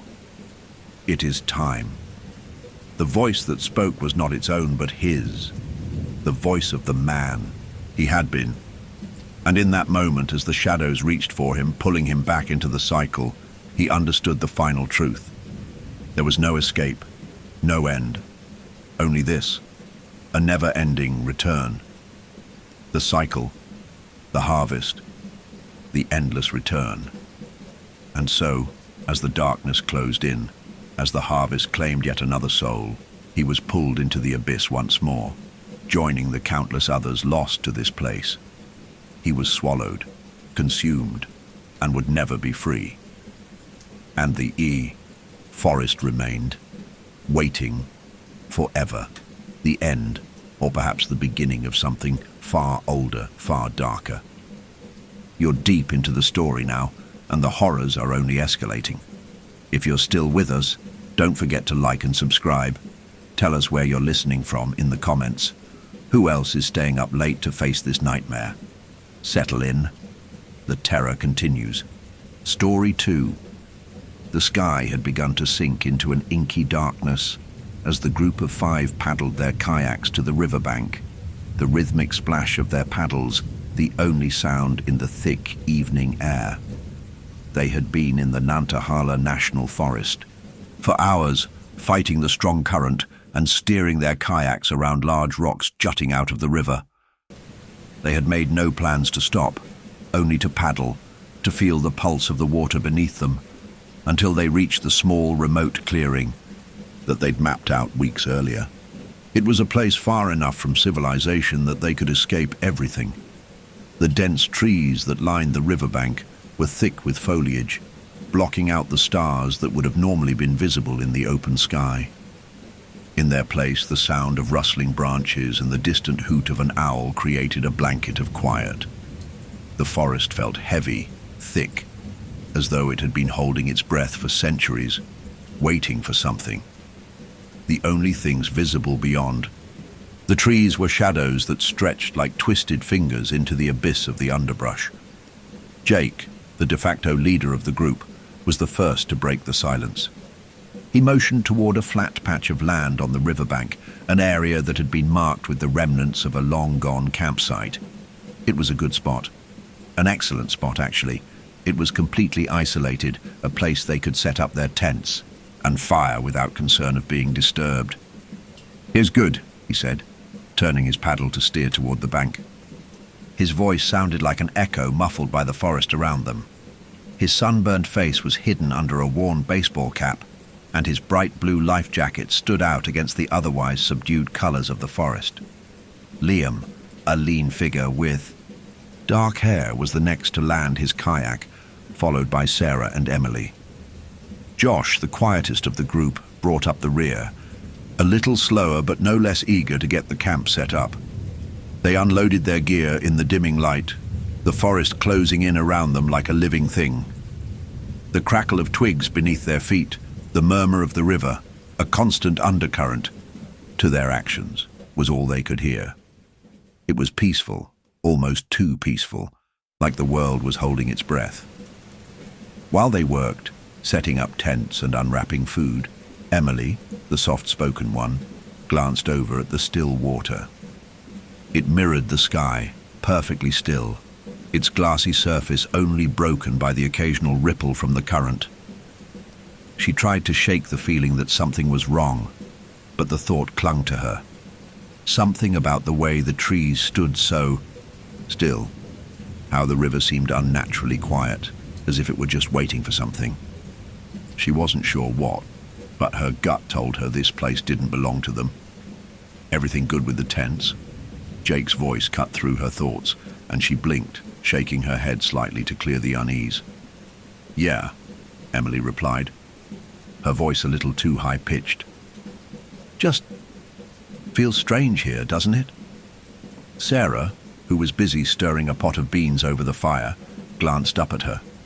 "Strange?" she repeated, a wry smile creeping onto her face. "It's just a little remote, that's all. Come on, it's perfect." Liam joined in, his voice teasing. "Yeah, Emily. I mean, what's the worst that could happen? There's nobody around for miles." "Yeah, unless a bear decides to show up," Josh muttered from where he was unloading his pack, his face partially obscured by the shadows of the trees. He had a dry sense of humor that kept things light, but even his tone seemed a little darker tonight, his shoulders hunched, as though he was preparing for something. The air felt heavy, thick with something unspoken. They set up the fire in a small pit, the orange glow lighting their faces with its warmth. The smell of burning wood filled the air, and the chirp of insects was deafening as night settled in, taking over the forest. By now, the river had quieted to almost nothing, and all that remained was the crackling fire and the occasional rustling of leaves. The tension that had once hovered over the camp now felt like it had settled into the very ground beneath their feet. The conversation turned to small talk, the usual banter that accompanies the stillness of the night. They joked about their failed attempts to cook the beans, laughed at Liam's snarky remarks, and shared stories about past kayaking trips, none of them particularly remarkable. But with each word, the air seemed to grow heavier, more constricting. Emily stared into the fire, the flames dancing and leaping with an unnatural intensity. For a moment, she thought she saw something move, just beyond the trees on the other side of the river, a shadow, something tall, but when she blinked, it was gone. It was nothing. She told herself that, but still, her heart was racing. Across from her, Liam shifted uncomfortably in his seat. "Did anyone hear that?" he asked, his voice unusually tense. "Hear what?" Jake replied, sitting back, his face illuminated by the fire's flickering light. Liam shook his head slowly. "I swear I heard something. A whistle. Across the river." Emily straightened, narrowing her eyes toward the dark riverbank, the trees thick with shadows. Her stomach dropped. She hadn't heard it, but she suddenly felt as though the forest around them was holding its breath, waiting for something to happen. "Probably just a bird," Sarah said, a little too quickly, and for a moment no one spoke. But then, there it was again, a sharp, shrill whistle. Thin and sharp, slicing through the heavy silence of the night, echoing across the river. It was almost musical, the sort of whistle you might hear from a distant camper or wanderer. Jake was the first to respond. He turned his head, squinting, across the riverbank into the thick forest that was just barely visible in the dim light. "Hello!" he called out, raising his voice above the fire's crackling. "Anyone out there?" The whistle came again, so identical to Jake's call that it sent a cold shiver down his spine. Did you hear that?" Emily whispered. "It's got to be someone messing with us," Josh said, his tone light, but there was a nervous edge to it. "Maybe another camper on the other side." They waited in tense silence, the only sound now the faint echo of the whistle, identical in every way to their own. It was as if someone had copied their exact call. "Let's give them a response," Jake said, clearing his throat, his voice trying to sound casual, but it was tight. He leaned forward. "On three, 1, 2, 3, they whistled back, the exact same high-pitched sharp note that had sounded across the river. And then, there it was. The whistle came again, precisely the same as their own. Down to the second, down to the exact pitch. It was as if the person on the other side of the river was standing right next to them, mimicking their movements with an eerie precision. They all turned to look at one another, eyes wide. "That's..." Jake started, his voice trailing off. "Too perfect," Liam finished for him, his tone heavy with uncertainty. "What the hell is going on?" Sarah's gaze flicked nervously between the fire and the dark riverbank. The sounds of the forest felt muffled, distant. There was a strange, almost suffocating stillness hanging in the air, and the soft rustle of branches seemed to amplify the sense of something wrong. Jake grabbed the flashlight by his side and clicked it on. The beam cut through the darkness, sweeping across the trees on the opposite shore, illuminating nothing but shadow. The forest, still and silent, offered no answers.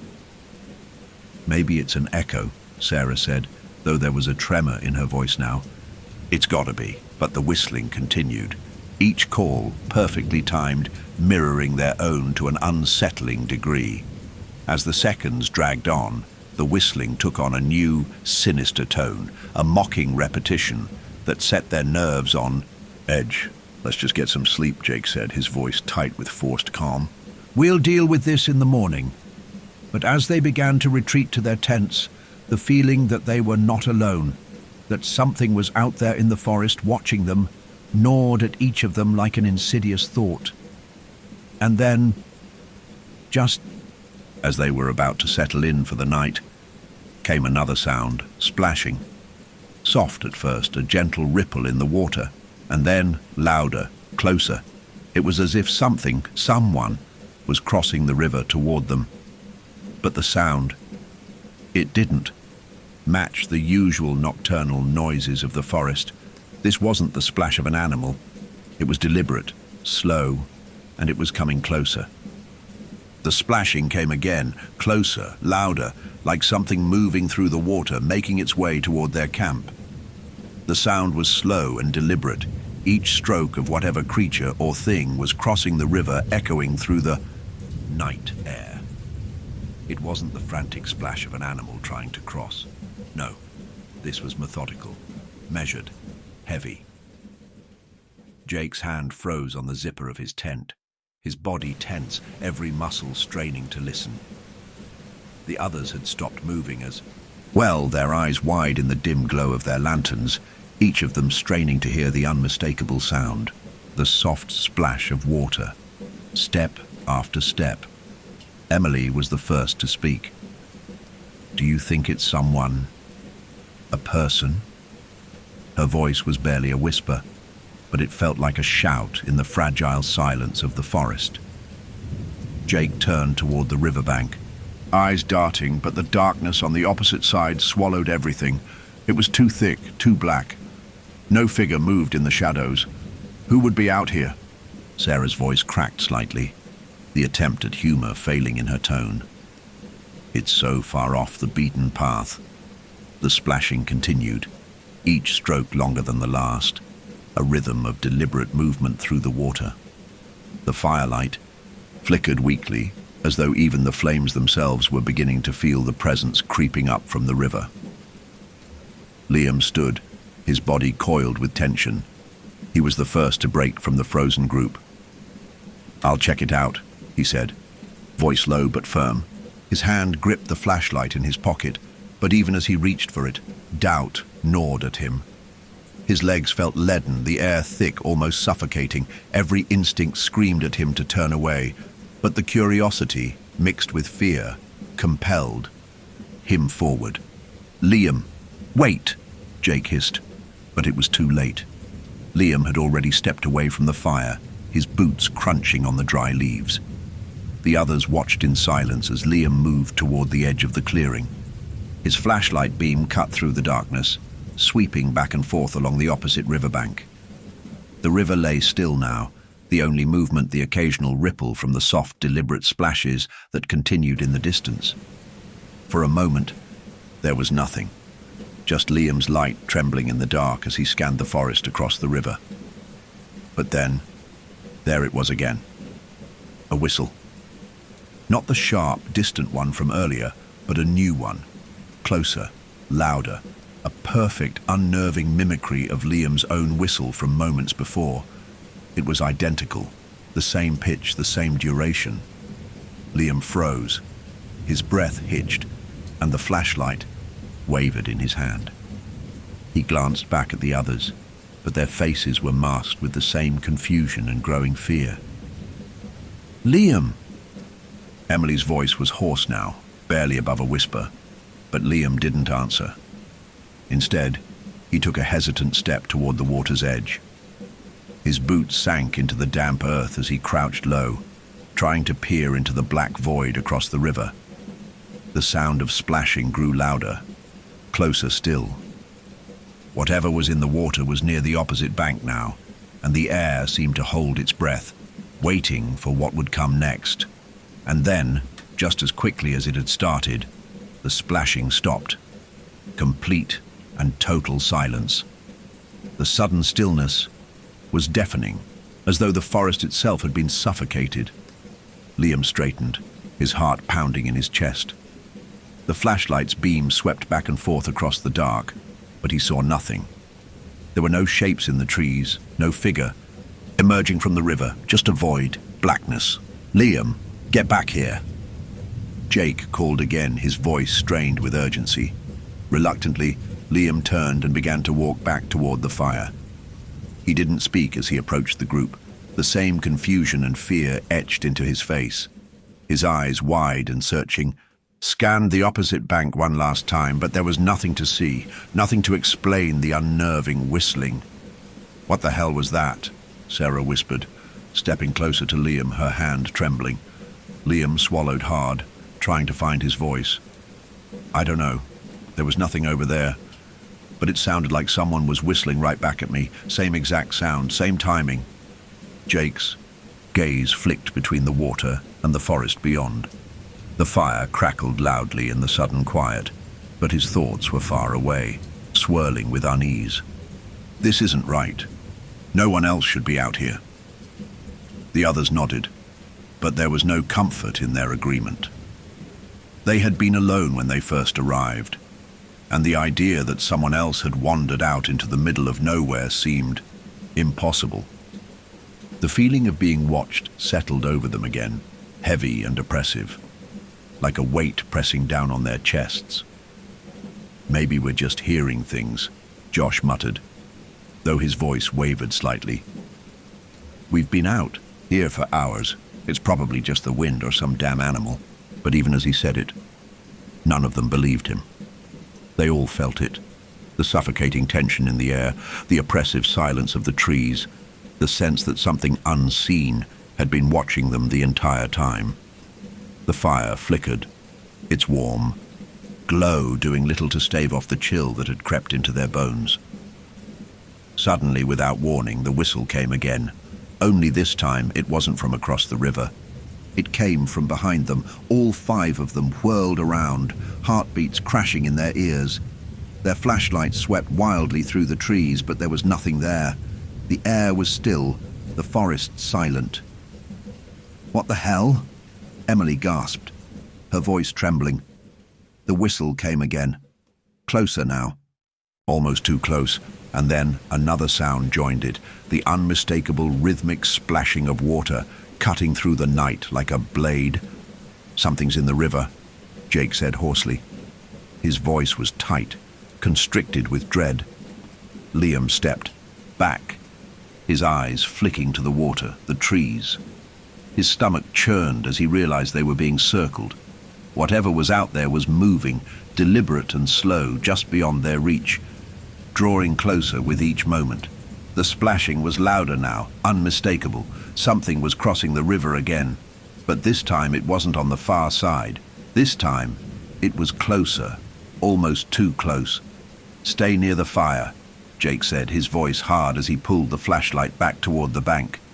The beam trembled in his hand as the shadows seemed to grow deeper, darker. Emily took a deep breath and clutched her jacket tighter around her shoulders. The air had grown colder still, the chill seeping into her skin, and the silence that followed. Each splash made her blood run cold. Then another sound, a footstep, wet, heavy, unmistakable. It was in their camp now. From the darkness of the trees behind them, something stepped into the light of the fire. Something tall, cloaked in shadow. It had no face. The figure emerged from the trees with the slow, deliberate pace of something that had no need to rush. Its shape, though obscured by shadow, was tall, unnaturally tall. The dim firelight flickered on the edges of its form, but it seemed to stretch and bend unnaturally, as if the very light itself was hesitant to touch it. It did not move like a person. It glided, its form fluid, as though its feet did not quite touch the ground. The air around them grew colder still, a biting chill that stung their skin like 1,000 tiny needles. The splashing in the water ceased altogether, but the oppressive silence that followed felt more suffocating than anything they had experienced before. The trees themselves seemed to lean in closer, their branches bending like long, bony fingers reaching toward the clearing. Jake's voice was barely a whisper. "What the hell is that?" None of them answered. Their eyes locked on the figure now standing just at the edge of the firelight, a shape so impossibly still it seemed to be made of shadows. Liam's hand tightened around the flashlight, his knuckles white, but the beam of light trembled in his grip. He couldn't seem to make it focus. The thing standing before them had no discernible face, no features, just a dark void where its face should have been, as though its skin was a layer of thick, hollow blackness. Its limbs, too long, too angular, moved unnaturally, as if they were both too rigid and too fluid, stretching unnervingly as it took another step forward. "Is that a person?" Emily's voice cracked, barely a whisper, but the fear in it was palpable. Sarah swallowed hard, unable to tear her gaze away. No, no way. The thing did not respond. It simply stood there, watching them, or at least they thought. It was watching. The hollow void where its face should have been gave no clue as to its intentions, but the air around it vibrated with an energy that could not be explained. It was as if the thing itself was a presence that had no place here, an unnatural distortion of reality that had simply decided to arrive uninvited. The group held their breath. The fire crackled loudly in the silence, and the soft rustling of the leaves seemed amplified against the stillness of the figure before them. Time slowed. The moments dragged on, stretching into something inhuman. Then it spoke. The voice, if it could be called that, was not a voice at all. It was a sound, a rush of air, a rasping, hollow echo that reverberated deep inside their bones, a sound so alien, so foreign, that their very souls recoiled from it. It was a whisper, a gust of wind through dry leaves, a deep, throaty sigh from an ancient thing that had not spoken in centuries. Whistles. For you. The words were barely distinguishable, muffled beneath the hollow resonance of the voice. But it was clear enough. It was speaking to them. The thing knew their whistle. It knew them. Jake's heart hammered in his chest as the sound slithered around him, setting his nerves alight with terror. He took a step back, but his legs felt like they were encased in concrete. His body refused to obey, his brain screaming for him to run, but his feet were rooted to the ground. He could feel the weight of their eyes, the thing's eyes, bearing down on him.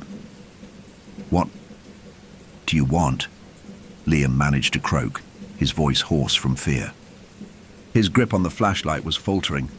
It felt useless now, like a child's toy in the presence of something so ancient, so powerful.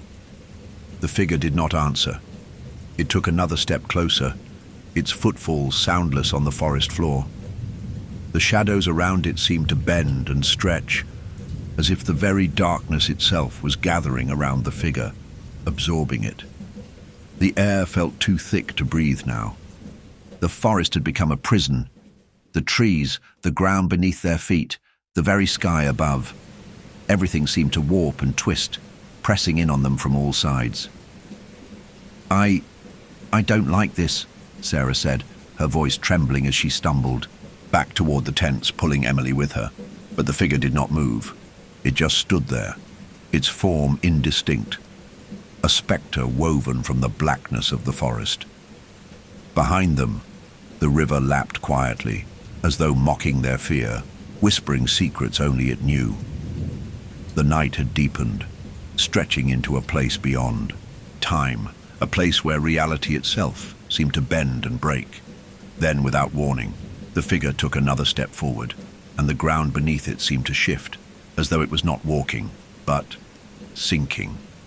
The air crackled.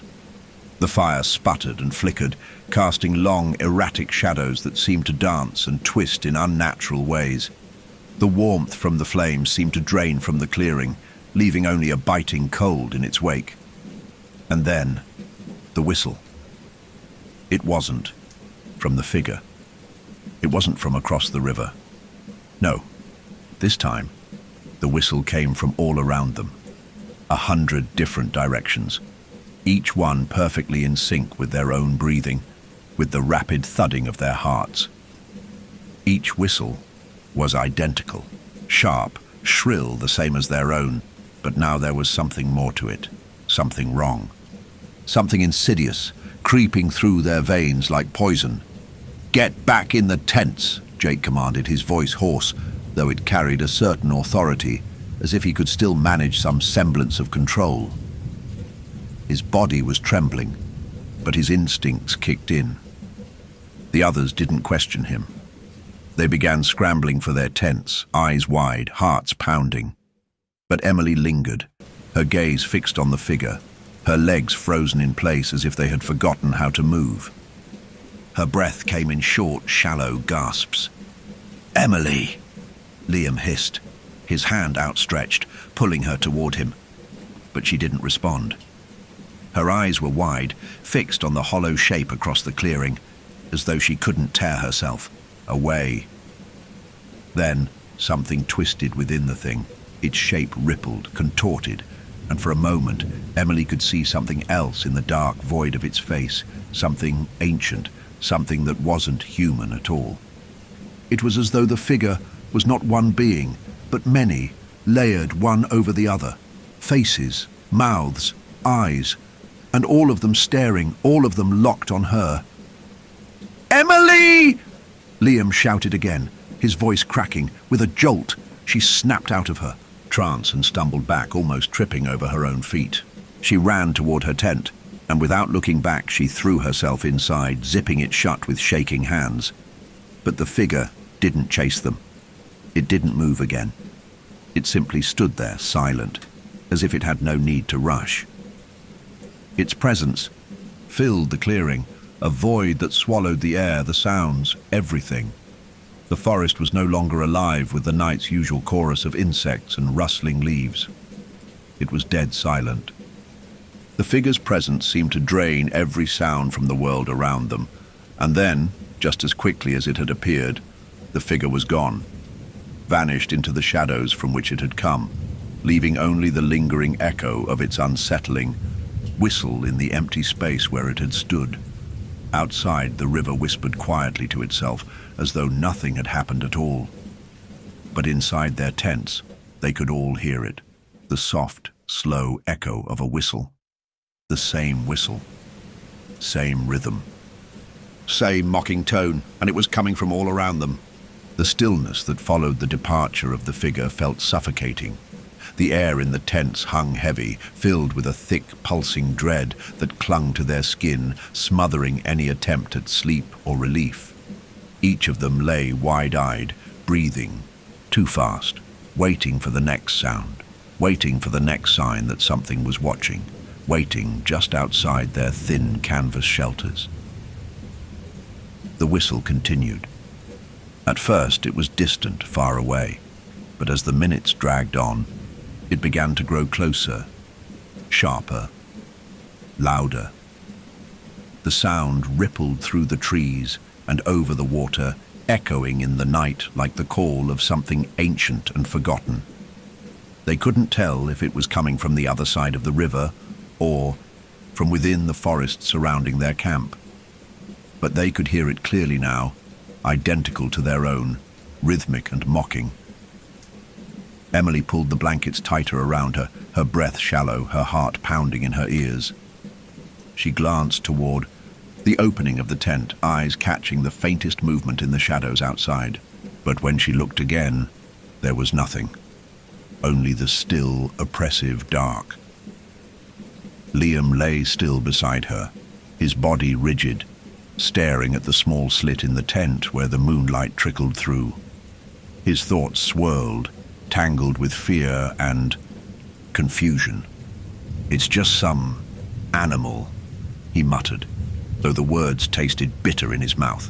His voice was barely audible against the continuous whistle that seemed to permeate the night. Then the sound stopped. Just like that. One moment, it was there, an omnipresent, ghostly tune creeping into their minds, and the next, it vanished entirely. The night, once alive with its relentless echo, fell into a suffocating silence deeper than before, as though the world itself had decided to hold its breath. Emily sat up, her pulse quickening. "Do you hear that?" she whispered. Liam nodded, barely audible. It stopped. The quiet was unbearable, as though everything, the air, the earth, the trees, was holding some dark secret just beyond reach. Suddenly, a thudding noise echoed from outside their tents. It was faint at first, so faint that it could have been a trick of the wind or a tree branch falling, but it grew louder with each passing second. It was unmistakable now. Footsteps. Slow, heavy, deliberate steps, as if someone or something was crossing through the forest, headed directly toward their camp. Emily's breath hitched in her throat. She pulled her knees to her chest and held her breath, listening intently. The steps continued, each one a measured thud, too heavy to be an animal, too deliberate to be wind. The others in the camp heard it too, their tents shaking slightly. As they held still, the tension thick enough to choke them, Jake's voice came out in a hoarse whisper from across the fire. "We need to get out of here, now." But no one moved. The footsteps were growing closer, and then they stopped. The forest fell into an unnatural stillness. Nothing moved. No breeze rustled the leaves. The very world seemed to pause. Emily's hand trembled as she reached for the zipper of the tent, but before she could pull it open, she froze. There, just outside, in the dim light of the moon, something caught her eye. Footprints, wet, fresh. They led right up to the tents. She swallowed hard, unable to look away. They were large, too large for a person, and the ground around them was soft from the recent rain. The prints were deep, as though something heavy had walked across the forest floor. Each step was a perfect imprint, as though it had left a deep mark in the soil and the mud. Emily's breath caught in her throat as she turned to Liam, her face pale. They're right outside. Liam didn't need to look. He could hear the wet, squelching sound of the prints. The same sound they had heard earlier as the thing crossed the river. And now they were here, in their camp. Sarah whispered from the next tent over, her voice cracking. "What the hell is that? Who is that?" Liam couldn't answer her. He didn't know. His mind raced, searching for a logical explanation, but all that came back was the memory of the figure, tall, hollow, standing just beyond the light of their fire. The footsteps outside their tents grew louder again, more pronounced this time, as if whatever it was had circled their camp and now stood directly behind them. Suddenly, there was a sharp rap against the side of Emily's tent. It wasn't a knock. It wasn't a tap. It was a forceful thud, a hand slamming against the fabric. Emily gasped, her heart leaping into her throat as she scrambled backward, slamming herself into the back wall of the tent. "Shit, it's here," Liam hissed. Jake's voice followed in a whisper of panic, too low to be heard by anything beyond their circle. "Everyone stay quiet. Stay still." But it was too late. The thing had already found them, and now it was closer than ever. The tent shuddered under another heavy thud, then another. The fabric stretched outward as if something large was pressing against it. But nothing was visible outside the tent. There was only the sound of the thuds and the creaking of the tent as it sagged under some unseen weight. The footsteps had stopped. The weight pressing against the tent didn't move. And in the dead silence, there was something worse. Something far more terrifying than the steps, the whistles, or the uninvited presence outside. It was the whisper, not a sound of wind. Not a murmur from the forest, a voice.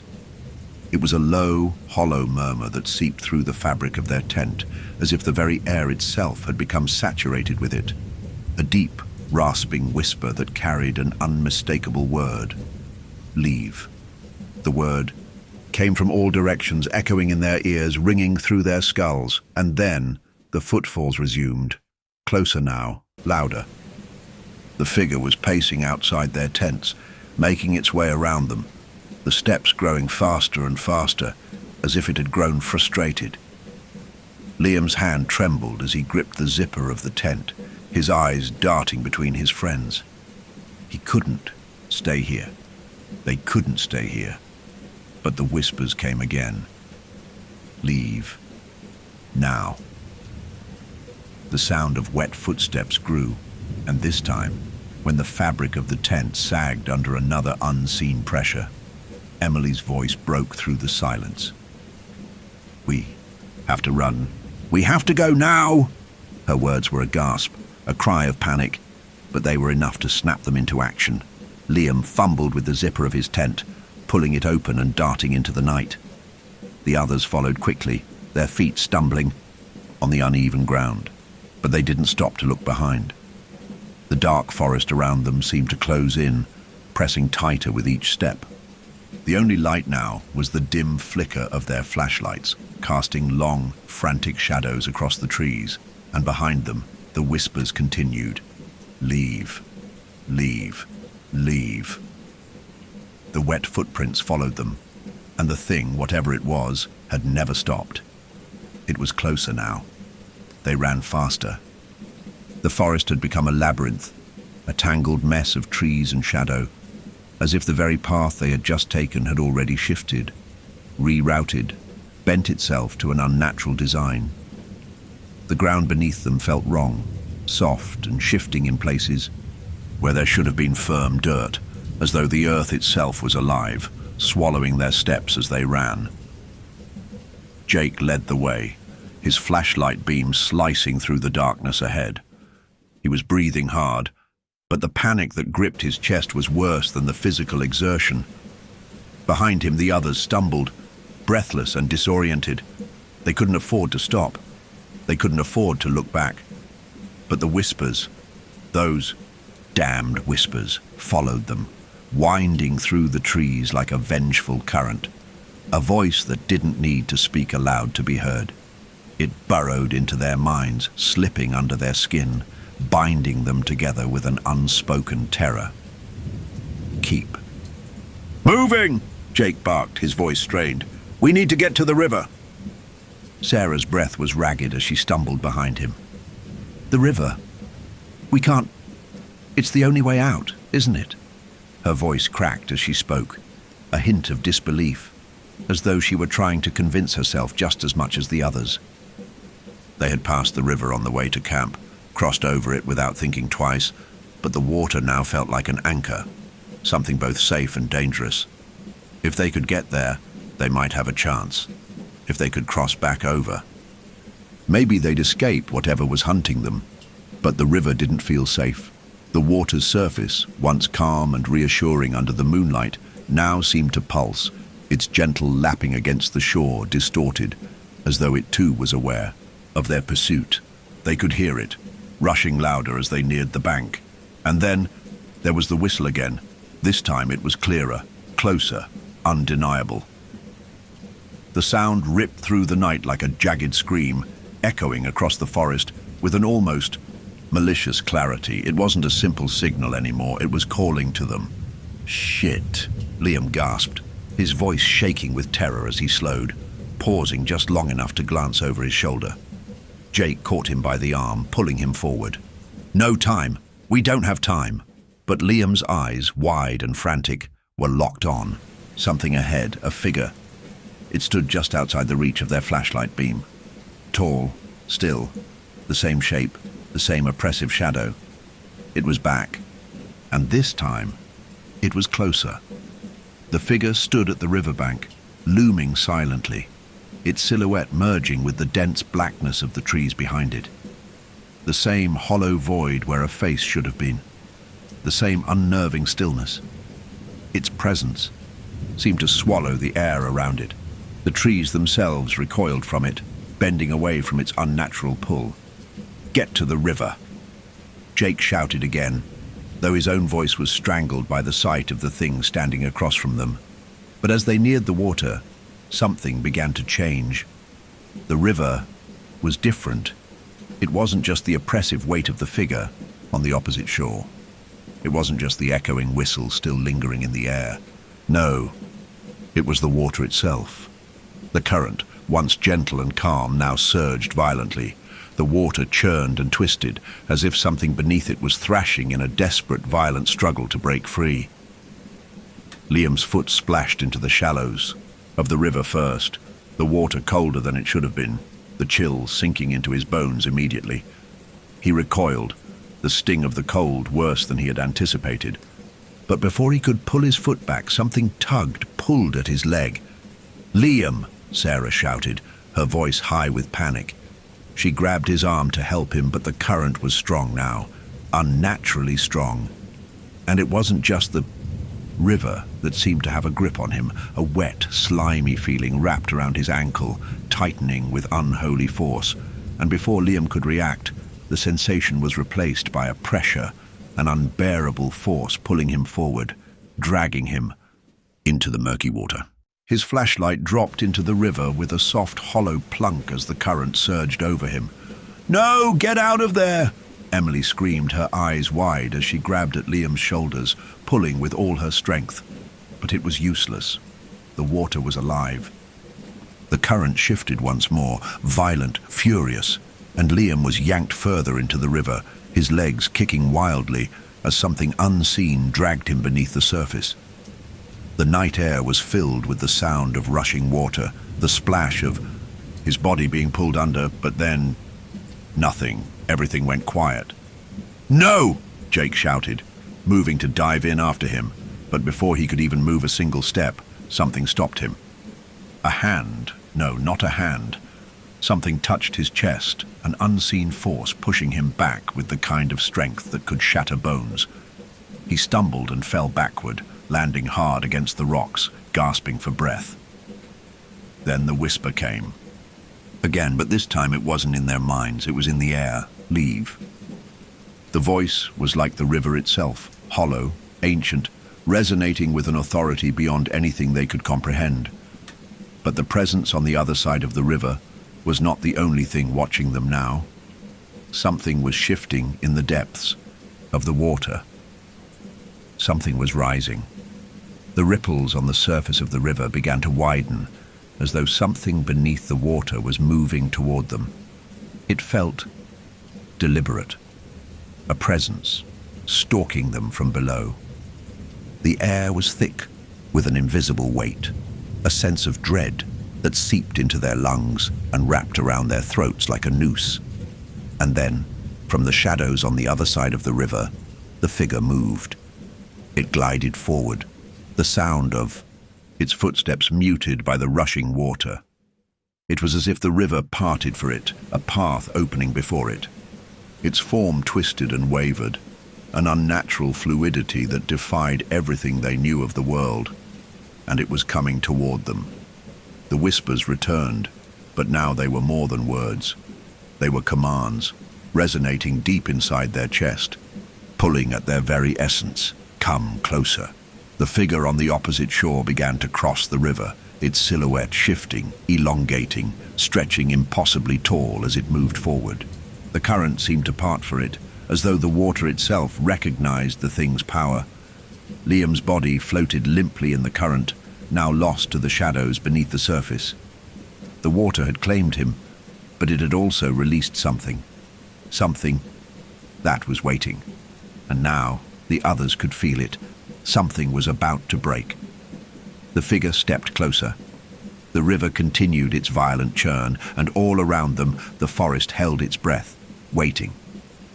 The moon hung high, an indifferent witness to the chaos unfolding in the forest.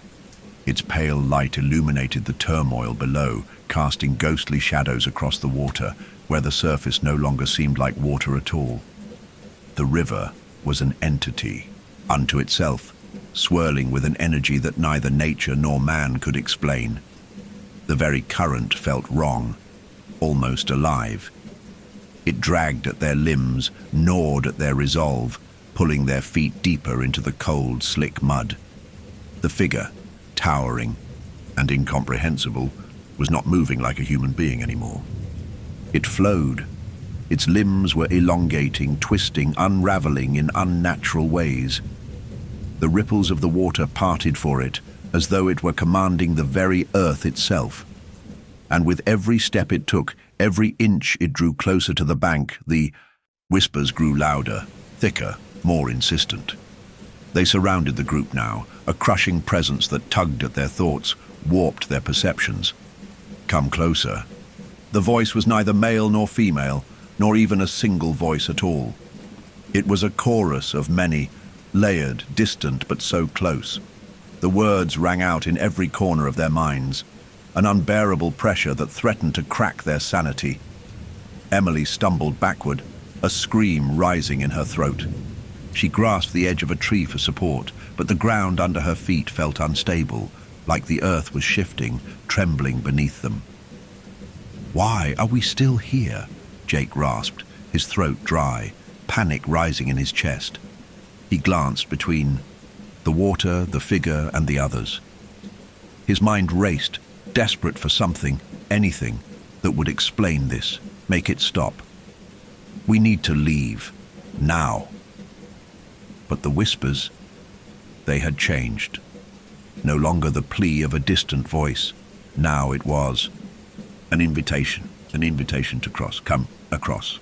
Each word seemed to pull at their souls, sinking into their bones, as though the figure on the other side of the river wasn't simply beckoning them physically, it was inviting them into something darker, into a place where the rules of time and space were irrelevant, a world where they would never be able to escape.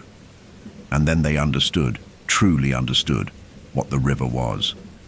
It wasn't just water, it was a barrier, a boundary between two worlds, a place where the lost went to drown, where the guilty wandered forever, unable to escape the current that was always just one step behind them. And now it was trying to drag them under as well. The river, and the thing waiting on the opposite shore, was not just an ancient evil.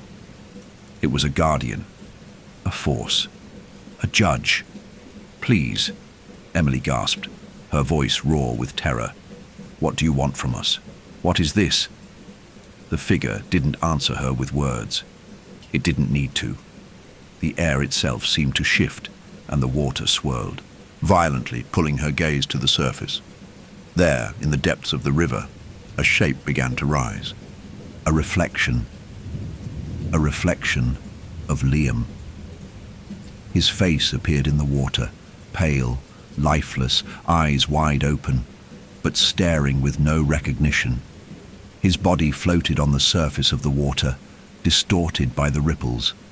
His limbs hung limply, twisted in a way that only death could explain. But there was something else in his eyes, something that made Emily's stomach drop and her heart freeze. There was a whisper, a desperate whisper that rose from the depths of his still mouth. "It's not over." Not yet.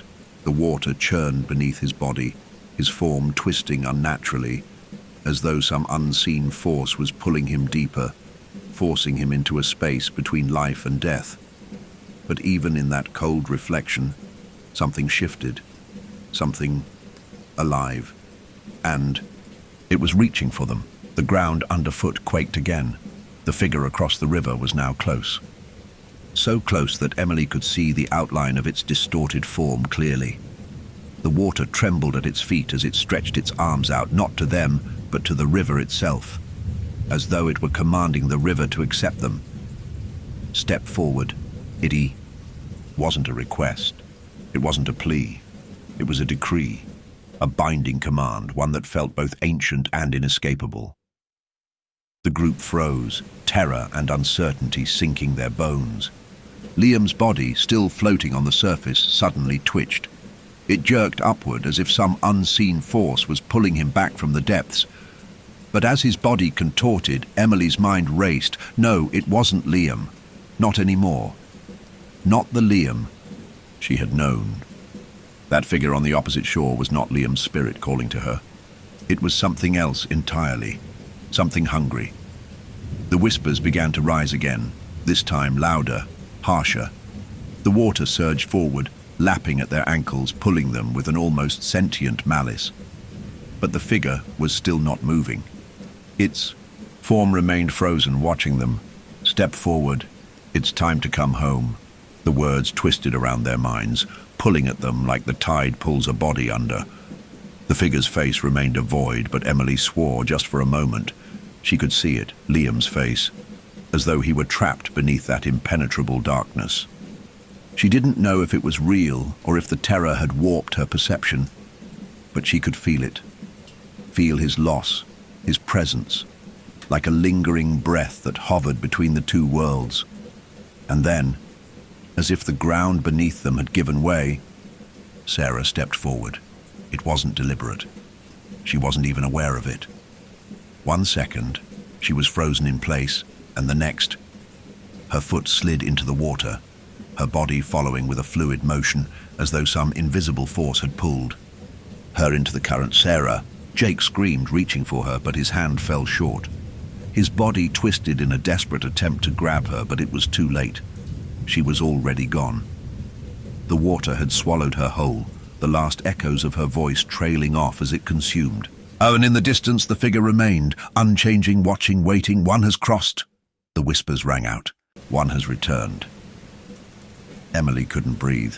She couldn't think. Only the pounding of her heart echoed in her ears, louder than any voice. Her knees buckled, and she fell to the ground, the earth beneath her feet trembling with the power of something vast, something ancient. Her hands, slick with sweat, reached out for anything solid, anything to stop herself from sinking into the abyss with Sarah. But the whispers had already found her. drowning her thoughts with their insidious pull. Come across. A hand touched her shoulder. She whipped around, her breath catching in her throat, but no one was there. Her heart skipped a beat. The river surged, and in the distance, something broke the surface. The river was calling, and now Emily would have to decide whether to answer.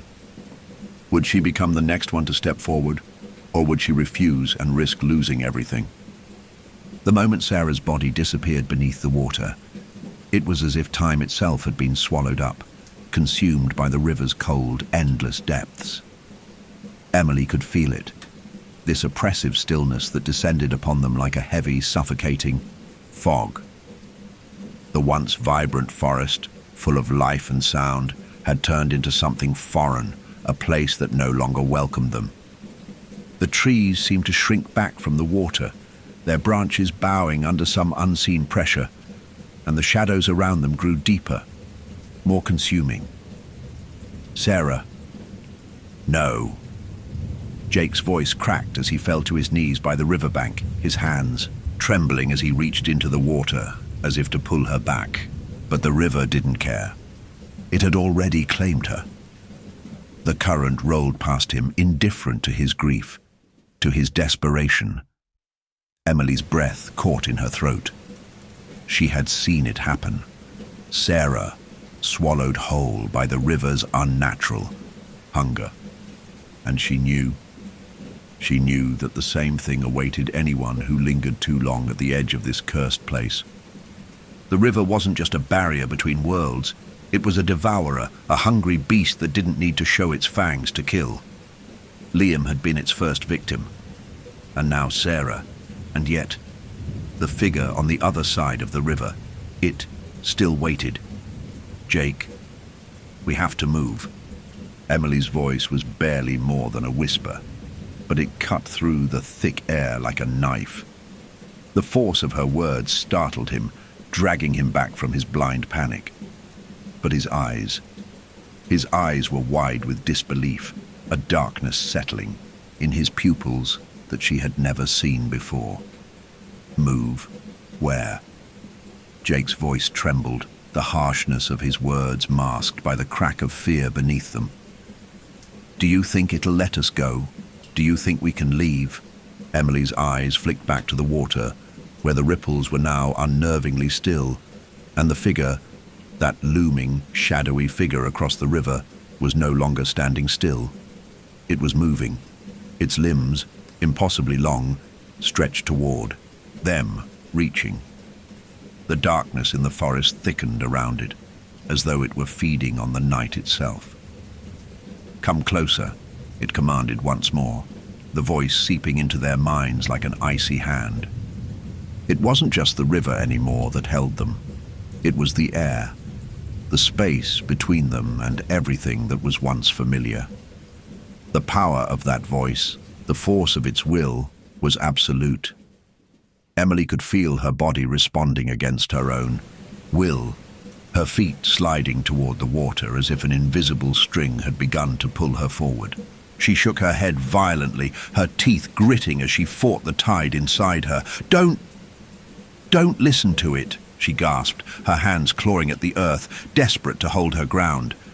Jake, we need to fight it. But even as she spoke, the whispers twisted into a maddening crescendo. Fighting it seemed so futile, refusing seemed impossible. Every cell in her body screamed for her to cross the river, to give in, to allow whatever it was on the other side to claim her too. It was a lure, seductive and cruel. Jake too was struggling. His expression, once filled with the fire of defiance, now softened under the pull of the figure. His hands moved almost involuntarily toward the water. He looked at Emily, eyes wide and pleading, but they were glassy, distant, as if the part of him that resisted was already slipping away. Step forward. The voice was low now, almost gentle, as though coaxing them into a terrible lullaby. It promised peace. It promised the end of the torment. It promised belonging. The whispers of the river danced in Emily's mind, crawling beneath her skin. Jake, don't do it. Her voice broke, raw and desperate. She could feel herself weakening, the words slipping from her grasp. She tried to pull him back, to stop him from stepping into the water, but his body had already begun to obey the call like a marionette caught in a trance. He looked at her then, really looked at her. His face was pale, tears streaming down his cheeks. "I'm sorry, Emily, but it's too late." He whispered it softly, as though confessing, but there was no fear left in his voice, only resignation. Before Emily could stop him, before she could even reach out, Jake took a step forward, just one step. The water beneath his foot rippled with a sudden force, a violent current that had been lying in wait. He stumbled, and in an instant, the river's hunger opened up to swallow him whole. "No!" Emily screamed, reaching desperately for him. But it was as if the world itself had collapsed in on her. The water surged upward, pulling Jake into its depths. His body twisted in an agonizing way, limbs flailing for a second. But in the end, there was nothing. Nothing but the dark, swirling river. Her heart pounded in her chest, her vision blurring with the tears that flooded her eyes. But before she could process what had just happened, the whispers grew louder. The thing on the other side of the river was now standing fully visible. It was tall, impossibly tall. Its limbs were elongated, stretching toward the heavens like twisted branches reaching out from a storm-scarred tree. Its face, though empty of features, seemed to shift and distort, as if it were both everything and nothing at once. And then it moved. It didn't walk, not in any traditional sense. It glided. The air around it bent and pulsed, heavy with the power of a force that was older than the earth itself. "You will come with us." The words hung in the air like a death sentence. And then, there it was, a flicker of recognition, an understanding that cut through Emily's panic like a knife. It wasn't just that they had to cross. It was that they already had. The moment the first foot had stepped into the river, the bargain had been struck. The moment they had come to this cursed place, they had sealed their fate. The figure, it had been waiting. And now, it was time for the last sacrifice. Emily felt the cold grip of the water as it crept up her legs. The current seemed to pull with gentle insistence. It no longer mattered if she resisted. It was too late. "Step forward, Emily. The river has claimed you." She tried. Oh, how she tried. Her arms reached out, grasping for anything, but there was no escaping it. The river was no longer a mere obstacle. It was a living thing, a force, a god, and she was its offering. But as she stepped forward, with the weight of inevitability pulling at her very soul, the world around her shifted again. The figure across the river, it was no longer watching. It had become her reflection. And as Emily stepped into the water, her heart beating in time with the river's pulse, she realized that the river's current had never been a force against them. It had always been a current of them, a current of souls bound by ancient promises. And now, she was part of it. The whispers ceased. The river was silent, and the figure across from her, her own reflection, was finally at rest. The river had claimed its last soul, and the forest, for the first time in ages, was still. The world went still. For a moment there was no sound. The rushing water, the shrill calls of the forest, the ceaseless whispers that had filled the air, all of it was gone, as if the river itself had exhaled a final empty breath. Emily's legs were numb, her body strangely weightless, yet the water around her was no longer cold, no longer relentless. It had become warm, inviting, as if it were cradling her in a soft embrace, coaxing her to let go, to release all the fear, the grief, the terror that had gripped her heart ever since they had set foot in this forsaken place. Her feet sank deeper into the mud beneath the surface, each step she took pulling her down into the heart of the river. into something darker and more profound than the physical world. She didn't know what awaited her beneath the depths, but she didn't care anymore. The river had claimed her, just as it had claimed Liam and Sarah and Jake. The whispers in her mind had quieted, replaced by something else, something calm, something final. It is done. The words were spoken not in a voice, but in her thoughts, a deep resonance that vibrated through her bones. Emily opened her mouth to speak, to scream, to demand answers, but no sound came. She could feel the pressure of the water around her, but it wasn't suffocating. It was like being pulled into an abyss where breath no longer mattered, where time had no meaning. And then she saw it. In the dark water ahead, something shifted. A shape, a light. Not a physical light, but a soft glow that seemed to pulse from the depths of the river itself, like a heartbeat beneath the earth. The glow spread outward, illuminating the murkiness, revealing the skeletal remains of those who had come before her. Countless lost souls, their eyes wide and glassy, their forms barely recognizable, tangled in the river's ever-churning grasp. But Emily couldn't look away from the glow. It was beautiful in a way. The soft, ethereal light wrapped around her like a warm shroud, filling her chest with an unsettling comfort. She wanted to reach out to it, to touch it, to understand it. But before she could move, the current, now much stronger, pulled her downward with a force that left her breathless. And in that moment, as she sank deeper, a figure emerged from the glow. It wasn't a shadow. It wasn't a man. It wasn't anything that could be explained. But it was familiar. Liam. Not the twisted, haunting reflection she had seen on the river's surface. Not the body that had been dragged beneath the waves. No, this Liam was different. Whole. His face was calm, peaceful, untouched by the horrors of the river.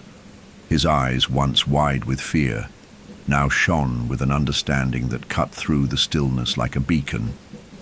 Emily. His voice was soft, not spoken aloud, but in her very soul, as though the river itself carried it with the current. Liam? Her voice was a mere whisper, breaking the stillness around them. But even as she spoke his name, the words felt wrong. She didn't belong here. This wasn't the Liam she knew. This was something else. Liam extended a hand toward her, and Emily hesitated, her heart racing. She could feel the pull of his presence, the warmth of his light. But there was something cold beneath it, something hidden, something ancient. And then she saw it. Behind him, just out of the reach of the glowing light, there was another figure, familiar in its own way. It was Sarah. Her form, twisted, disfigured by the water, was barely human, just a shadow of the person Emily had known. Sarah's eyes were open wide, her mouth moving as if trying to speak, but no sound escaped her lips. She reached toward Emily, her arms outstretched, her face frozen in a silent scream. Emily's heart dropped into her stomach. This was no reunion. This was not salvation. This was a trap. Liam's face softened, his expression one of pity. It's time, Emily. You have to accept it. She recoiled, her chest tightening with panic. Accept what? The river, he said, the words echoing with an inescapable finality. It's the only way. You've been chosen, just like all of us. This is how it ends. No! Emily cried, her voice cracking. I don't want this. I can't accept it. But even as she shouted, the glow around Liam's form seemed to flicker, the warmth slowly shifting to something colder, darker. The water around her began to churn again, this time with more force, more violence, pulling her deeper. Her hands clawed at the water, desperate to stop herself from sinking, but the current was unrelenting. It was dragging her into the depths, into the darkness. "You have no choice," the voice of the river whispered again, not just in her mind, but in her very bones, in every cell of her body. It wasn't a threat. It wasn't even a command. It was truth, the truth of the river, the truth of the bargain that had been struck long before Emily had ever arrived. Liam's figure flickered again, his face twisting into something almost unrecognizable, as the waters began to swallow him too. And then, in a flash of searing clarity, Emily understood. The river had never been a place of life. It was a place of transition, a place between worlds. A world where souls did not die, but where they were bound, caught forever in an endless cycle, fed upon by the river's hunger, forced to become part of its eternal current. This was the price for crossing, the price for answering the river's call. And now it was her turn. She tried to scream, tried to fight, but her body no longer obeyed. The river had claimed her, body and soul. The figures that had once been her friends, her loved ones, were already fading into the water, their eyes locked onto hers with a haunting, eternal gaze. They had become part of the river, part of the current. And now she would join them. "No more resistance," the river's voice whispered, wrapping around her mind, around her heart. "You belong to the current now." And as the water swallowed her whole, as she was pulled under into the depths, she realized the terrible truth. There was no escape. The river would never let her go.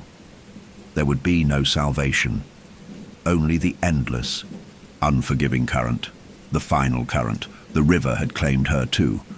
The world beneath the river's surface was alive, not in the way that the forest had once thrived, full of movement and breathing life, but alive in a suffocating eternal stillness, alive with the souls of the lost, their voices smothered, their bodies twisted into shapes that defied nature. Emily felt herself being pulled through the water, no longer able to control her limbs, her thoughts. She was nothing but a weight, sinking deeper into the abyss as the river consumed her. But then the current slowed, the pull, that agonizing, inevitable drag, seemed to ease. She no longer felt herself being swallowed, but suspended, as if floating. The water around her shimmered with the soft glow of an otherworldly light. But it wasn't the glow that had once beckoned her. No, this was different. This light was colder, more distant, like the faint pulse of a forgotten star, far above the surface of the world. For a moment, Emily's thoughts were sluggish, clouded, as if she had fallen into a deep sleep. The voices that had filled her head, the whispers of the river, had receded into silence. There was no longer a call, no longer the incessant, gnawing hunger. The world around her was still, quiet. Then she saw them. They were not just figures. They were not mere reflections in the water, like Sarah or Liam had been. They were the others, the souls who had been lost to the river before her. They moved through the dark depths like shadows, their eyes glowing faintly, watching her with expressions of emptiness, of suffering. Some had their hands pressed to the water's surface, trying in vain to reach for something, anything, but there was no escape. They were prisoners of the river just as she had become. Emily could feel their eyes on her, could sense their longing. Their gazes followed her as she floated deeper into the darkness, their presence suffocating, oppressive. There was no warmth here, no comfort in the light. Only the cold, unyielding grip of the river, tightening its hold with every passing second, and yet somehow she understood. They were not angry. They were not vengeful. They were simply waiting. Waiting, as she would be, for something that had no name. Something that could never be given a voice. For what? Emily did not know. But she felt it in the depths of her soul, as if the river itself was speaking to her, not through words, but through its unrelenting pull. Then, something else moved in the water. It wasn't like the others. It wasn't a figure caught in the current. not a lost soul who had long since become part of the river's dark harvest. This was something new, something that watched. She could feel its presence, as cold and sharp as the knife edge of winter, pressing in around her. It was not the same shadowy figure that had beckoned to her from across the river. No, this was different. This was something older. It didn't speak. It didn't need to. The force of its being was enough to fill the space around her, to make the water grow still with its attention. She could see it now, the way it moved in the distance, coiling through the depths, its form shifting and contorting like a thing that was both there and not there. It was like the river itself had come alive, had grown teeth, had taken a form of its own. It was not human. It wasn't even alive in the way that things in the world were alive. It was ancient, a force beyond time, something that had waited in the depths for centuries, perhaps longer, hungry for what it had not been given. It was the true hunger. And in that moment, Emily knew. The river had always been a thing of hunger, but it was merely a servant to something deeper, something far more terrible. The true master of the river was not the current, but the thing that lay below, far beneath, in the silence of the deep. It began to move toward her, its shape twisted and warped, slipping through the water like a shadow, growing larger and darker. The closer it came, her heart began to pound in her chest, her body frozen, her mouth open in a silent scream. She tried to move, to swim, but her limbs wouldn't obey. The water had become a prison. Each stroke of her arms against its weight, a futile attempt to escape. The thing closed in on her, and she could see it clearly now. Its body, a mass of shifting tendrils, impossibly long, stretching toward her. At the center of it, where its heart would be, was a black void, an endless, swallowing abyss that seemed to pull the very light from the water around it. This was it, the thing that had always been there, waiting, lurking beneath the river's surface. The river wasn't a natural force. It was a womb, and this was its creator. It opened its maw, if it could be called that, and Emily felt herself drawn toward it. A deep, inescapable pull, like gravity itself, had turned on her. Every inch of her being screamed for escape, for release, but there was no escape. Only this thing, this hunger. And then she saw them again, the faces of those who had come before her. Sarah, Jake, Liam. Their eyes were wide, pleading, their forms ghostly in the dim glow of the depths. They reached toward her, not to pull her away, but to guide her, to show her what she had to do. They had been waiting for her, just as they had waited for the others. They had accepted their fate. And now Emily realized the truth. The river wasn't just a killer. It was a filter, a keeper of souls, and this thing below, it was the root of all of it. The source. It was the end of the cycle.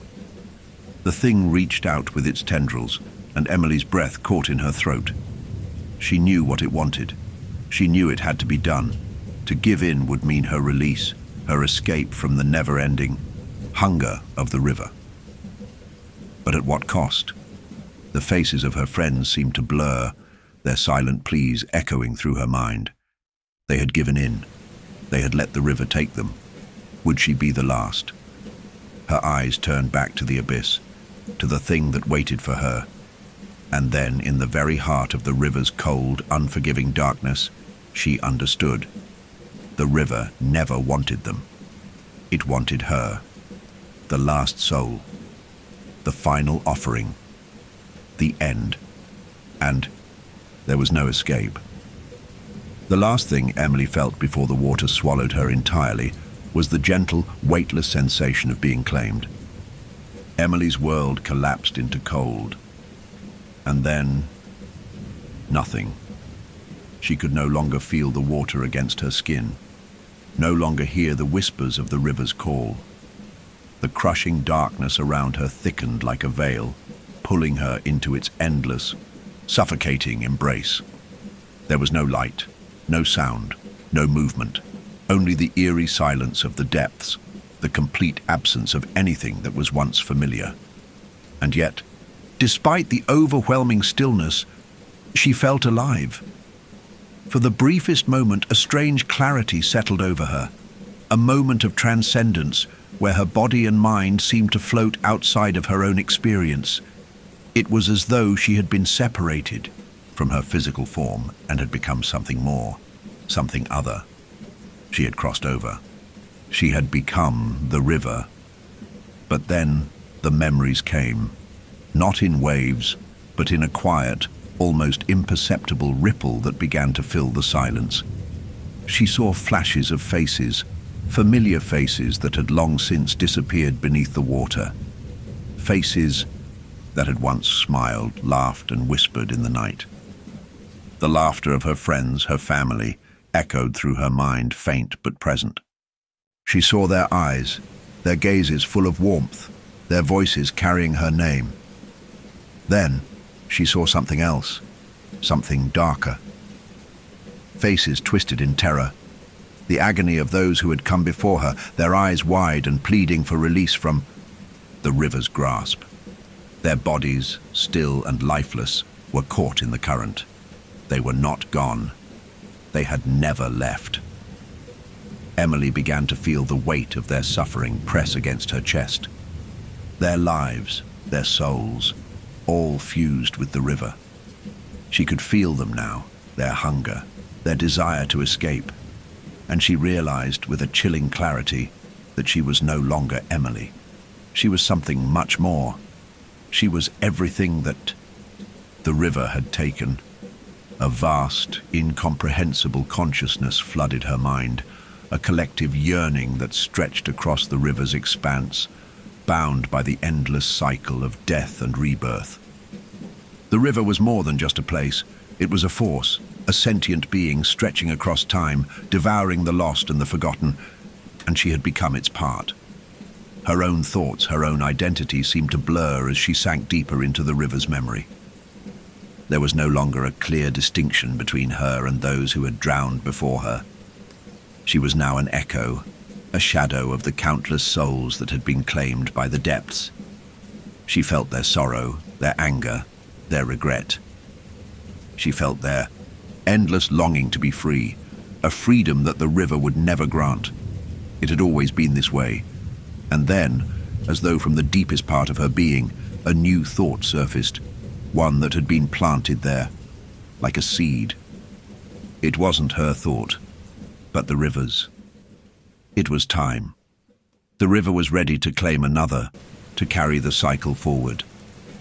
Emily felt her presence, the absence of her body, the transformation from living flesh to something far older, far colder. Her thoughts, her memories merged with the countless others, and she understood the truth of her existence in this place. She was not meant to rest, not meant to escape. She was meant to be the end, but just as she fully surrendered to this overwhelming consciousness, something changed. A flicker of light pierced the darkness. It was small at first, barely visible, but it grew, slowly, deliberately, until it became a shining point in the distance. The light was real. It was alive. Emily's essence recoiled in surprise. The light, though faint, was not part of the river. It did not belong to the river. It was a beacon, a call from the world above. And then she realized. It was them, Sarah, Jake, and Liam. The faces from before, but now, different. They were standing in the light, their forms barely visible but unmistakable. Their eyes were clear, no longer filled with fear, no longer lost in the river's embrace. They looked at her with recognition, waiting. This was not an illusion. This was not the twisted reflection she had seen earlier. They had escaped. Their forms shimmered with the same light that now pulled her upward, beckoning her toward something more than the river's cold embrace. Their hands, once broken and lost beneath the current, now reached out to her in a gesture of invitation. Come, It was the first time in what felt like an eternity that Emily heard her name, spoken clearly, without the distortion of the river's endless pull. Emily, the voice came not from their mouths, but from the very air around her. A familiar whisper, soft and gentle. It was Liam. Not the version she had seen in the depths of the river, but the real Liam, the one who had shared her laughter, her love, the one who had once held her hand on long walks beneath the stars. "You can leave," he said, his voice stronger now, filled with warmth. "You can be free. Come back." The pull of the river was still strong, but now, for the first time, Emily could feel herself pulling away. Her essence, tangled with the river's cold grasp, was beginning to unravel, like threads loosening from an old tapestry. She could feel the presence of the lost souls surrounding her, their cries filling her mind. They were not angry. They were not resentful. They were sad. And they all knew that Emily could not save them. She could not bring them back. But she could save herself. With every ounce of her being, she fought the river's relentless grip. Her thoughts, her memories, all that she had once been, slowly unraveled. The river fought back, pulling harder, but the light ahead, her way out, was stronger now. It was real. And as she felt herself break free, as the coldness of the river's hold loosened around her, she heard one final whisper. "It is never over." And then, she was gone. When Emily awoke, she was not beneath the river, not swallowed by its depths.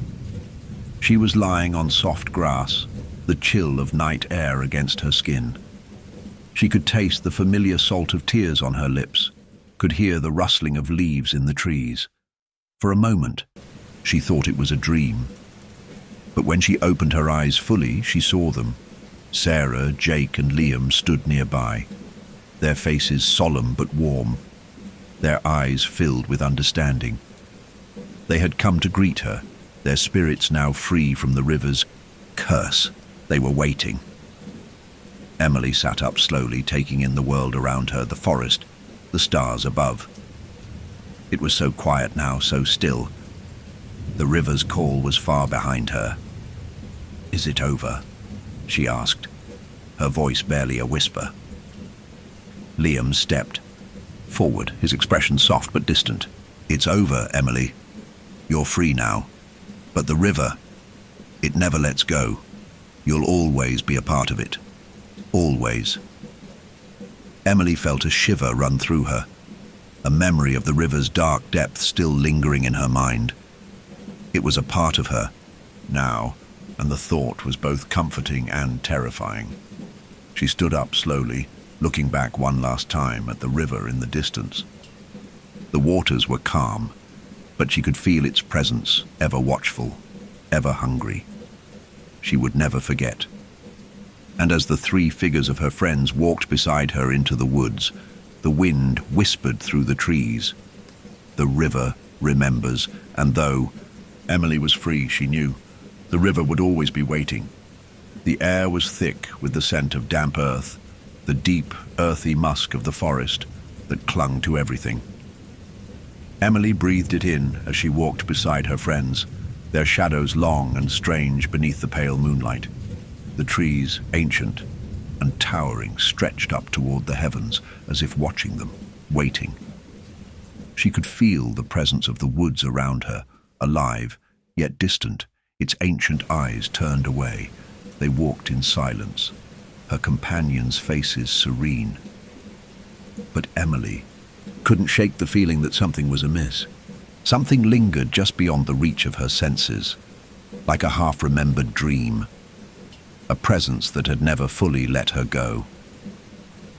The further they moved from the river's edge, the more distant its call seemed. But still, she couldn't erase the memories that pulsed within her, images of faces lost to the dark, shadows that swirled beneath the current, the cold, unrelenting pull of the water. She tried to tell herself it was over, that it was done. But deep down, in a place she couldn't name, she knew. The river was never truly gone. It wasn't just a body of water. It was a part of her now. And no matter how far she walked, no matter how far she ran, its whispers would always follow. "Do you feel it?" Liam's voice broke through the silence, quiet and low.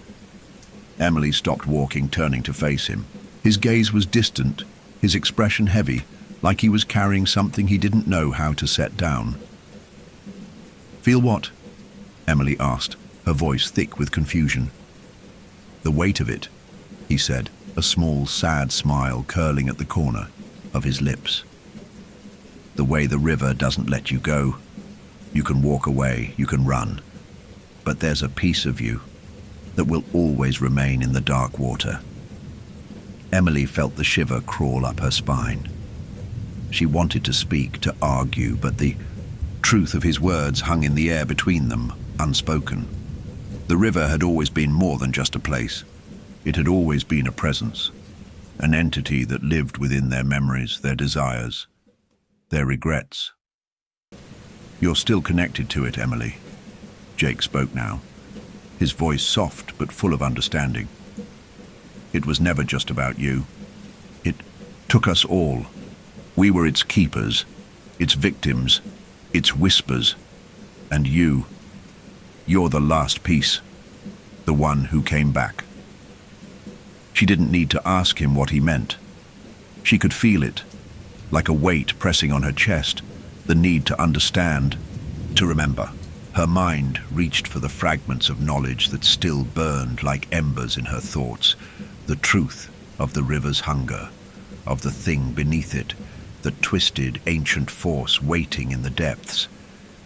And then it hit her. The faces, all the faces she had seen in the river, the souls who had been trapped, lost in its currents. Their faces were still there, still waiting, still alive in a way. Their memories bound to the water, tied to the river as tightly as hers had been. The thing in the depths didn't just consume, it absorbed. It took them in, made them part of itself. And in doing so, it ensured that the river's hunger would never cease. "You mean I'm the last one?" Emily whispered, the question barely leaving her lips before she realized the answer was all around her. She was the one who had escaped. But the cycle wasn't broken. It would never end. Liam nodded, his face unreadable. "The river doesn't forget, Emily, it only waits. You were its final offering, its last soul.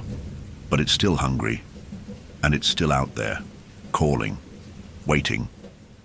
The wind stirred in the trees, the sound of it like a low hum, a song that carried with it the promise of something darker, something colder. Emily felt the blood drain from her face. Her heart began to race and her breath hitched as she turned, instinctively glancing toward the river in the distance. She couldn't see it, but she could feel it. The presence, the thing that had claimed so many before her. And it was still there, watching, waiting, remembering.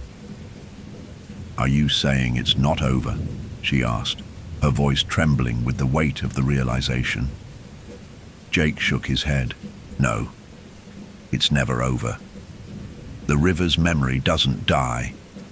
You can escape its waters, but the river never forgets what it's taken. It keeps a piece of every soul that's ever crossed its path. And the thing below, it feeds on that. It's always been this way." Emily felt her chest tighten. The weight of the truth pressed down on her, suffocating, like the river's cold fingers were already wrapped around her heart again. It hadn't been a coincidence that she had been the one to escape. She wasn't special. She was just another thread in the web that the river wove. And now that she was free, the river would reach for others, just as it had reached for her. And the cycle would continue. The memory of the river and the thing beneath would never be erased. She heard footsteps behind her, And when she turned, Sarah was standing there, her face solemn, her eyes full of quiet understanding. She didn't speak. She didn't need to. Emily knew what she meant. Sarah had lived through it too. She had felt the hunger, the call, and even in the afterlife, she hadn't truly escaped. "We're all part of it now, Emily," Sarah said softly, her voice barely audible against the night. "But you're not alone. Not anymore." Emily opened her mouth to speak, but no words came. She simply nodded, knowing deep down that this truth was the only truth left. She could keep walking, keep running, but she would never truly escape the river's grip. It was in her veins now, flowing through her like the very blood in her body. And then, in the stillness of the night, Emily heard it. A soft whistle. It echoed through the trees, low and distant, but unmistakable. A sound that sent a chill down her spine, a memory that she couldn't erase. It was the river, the call. And as she listened to the sound fade into the distance, she realized it would always follow, always wait, always hunger. She would never be free. The river would never forget her. It would never forget anyone. In the deep, cold waters of the river, a shadow stirred beneath the surface, and the hunger stirred with it.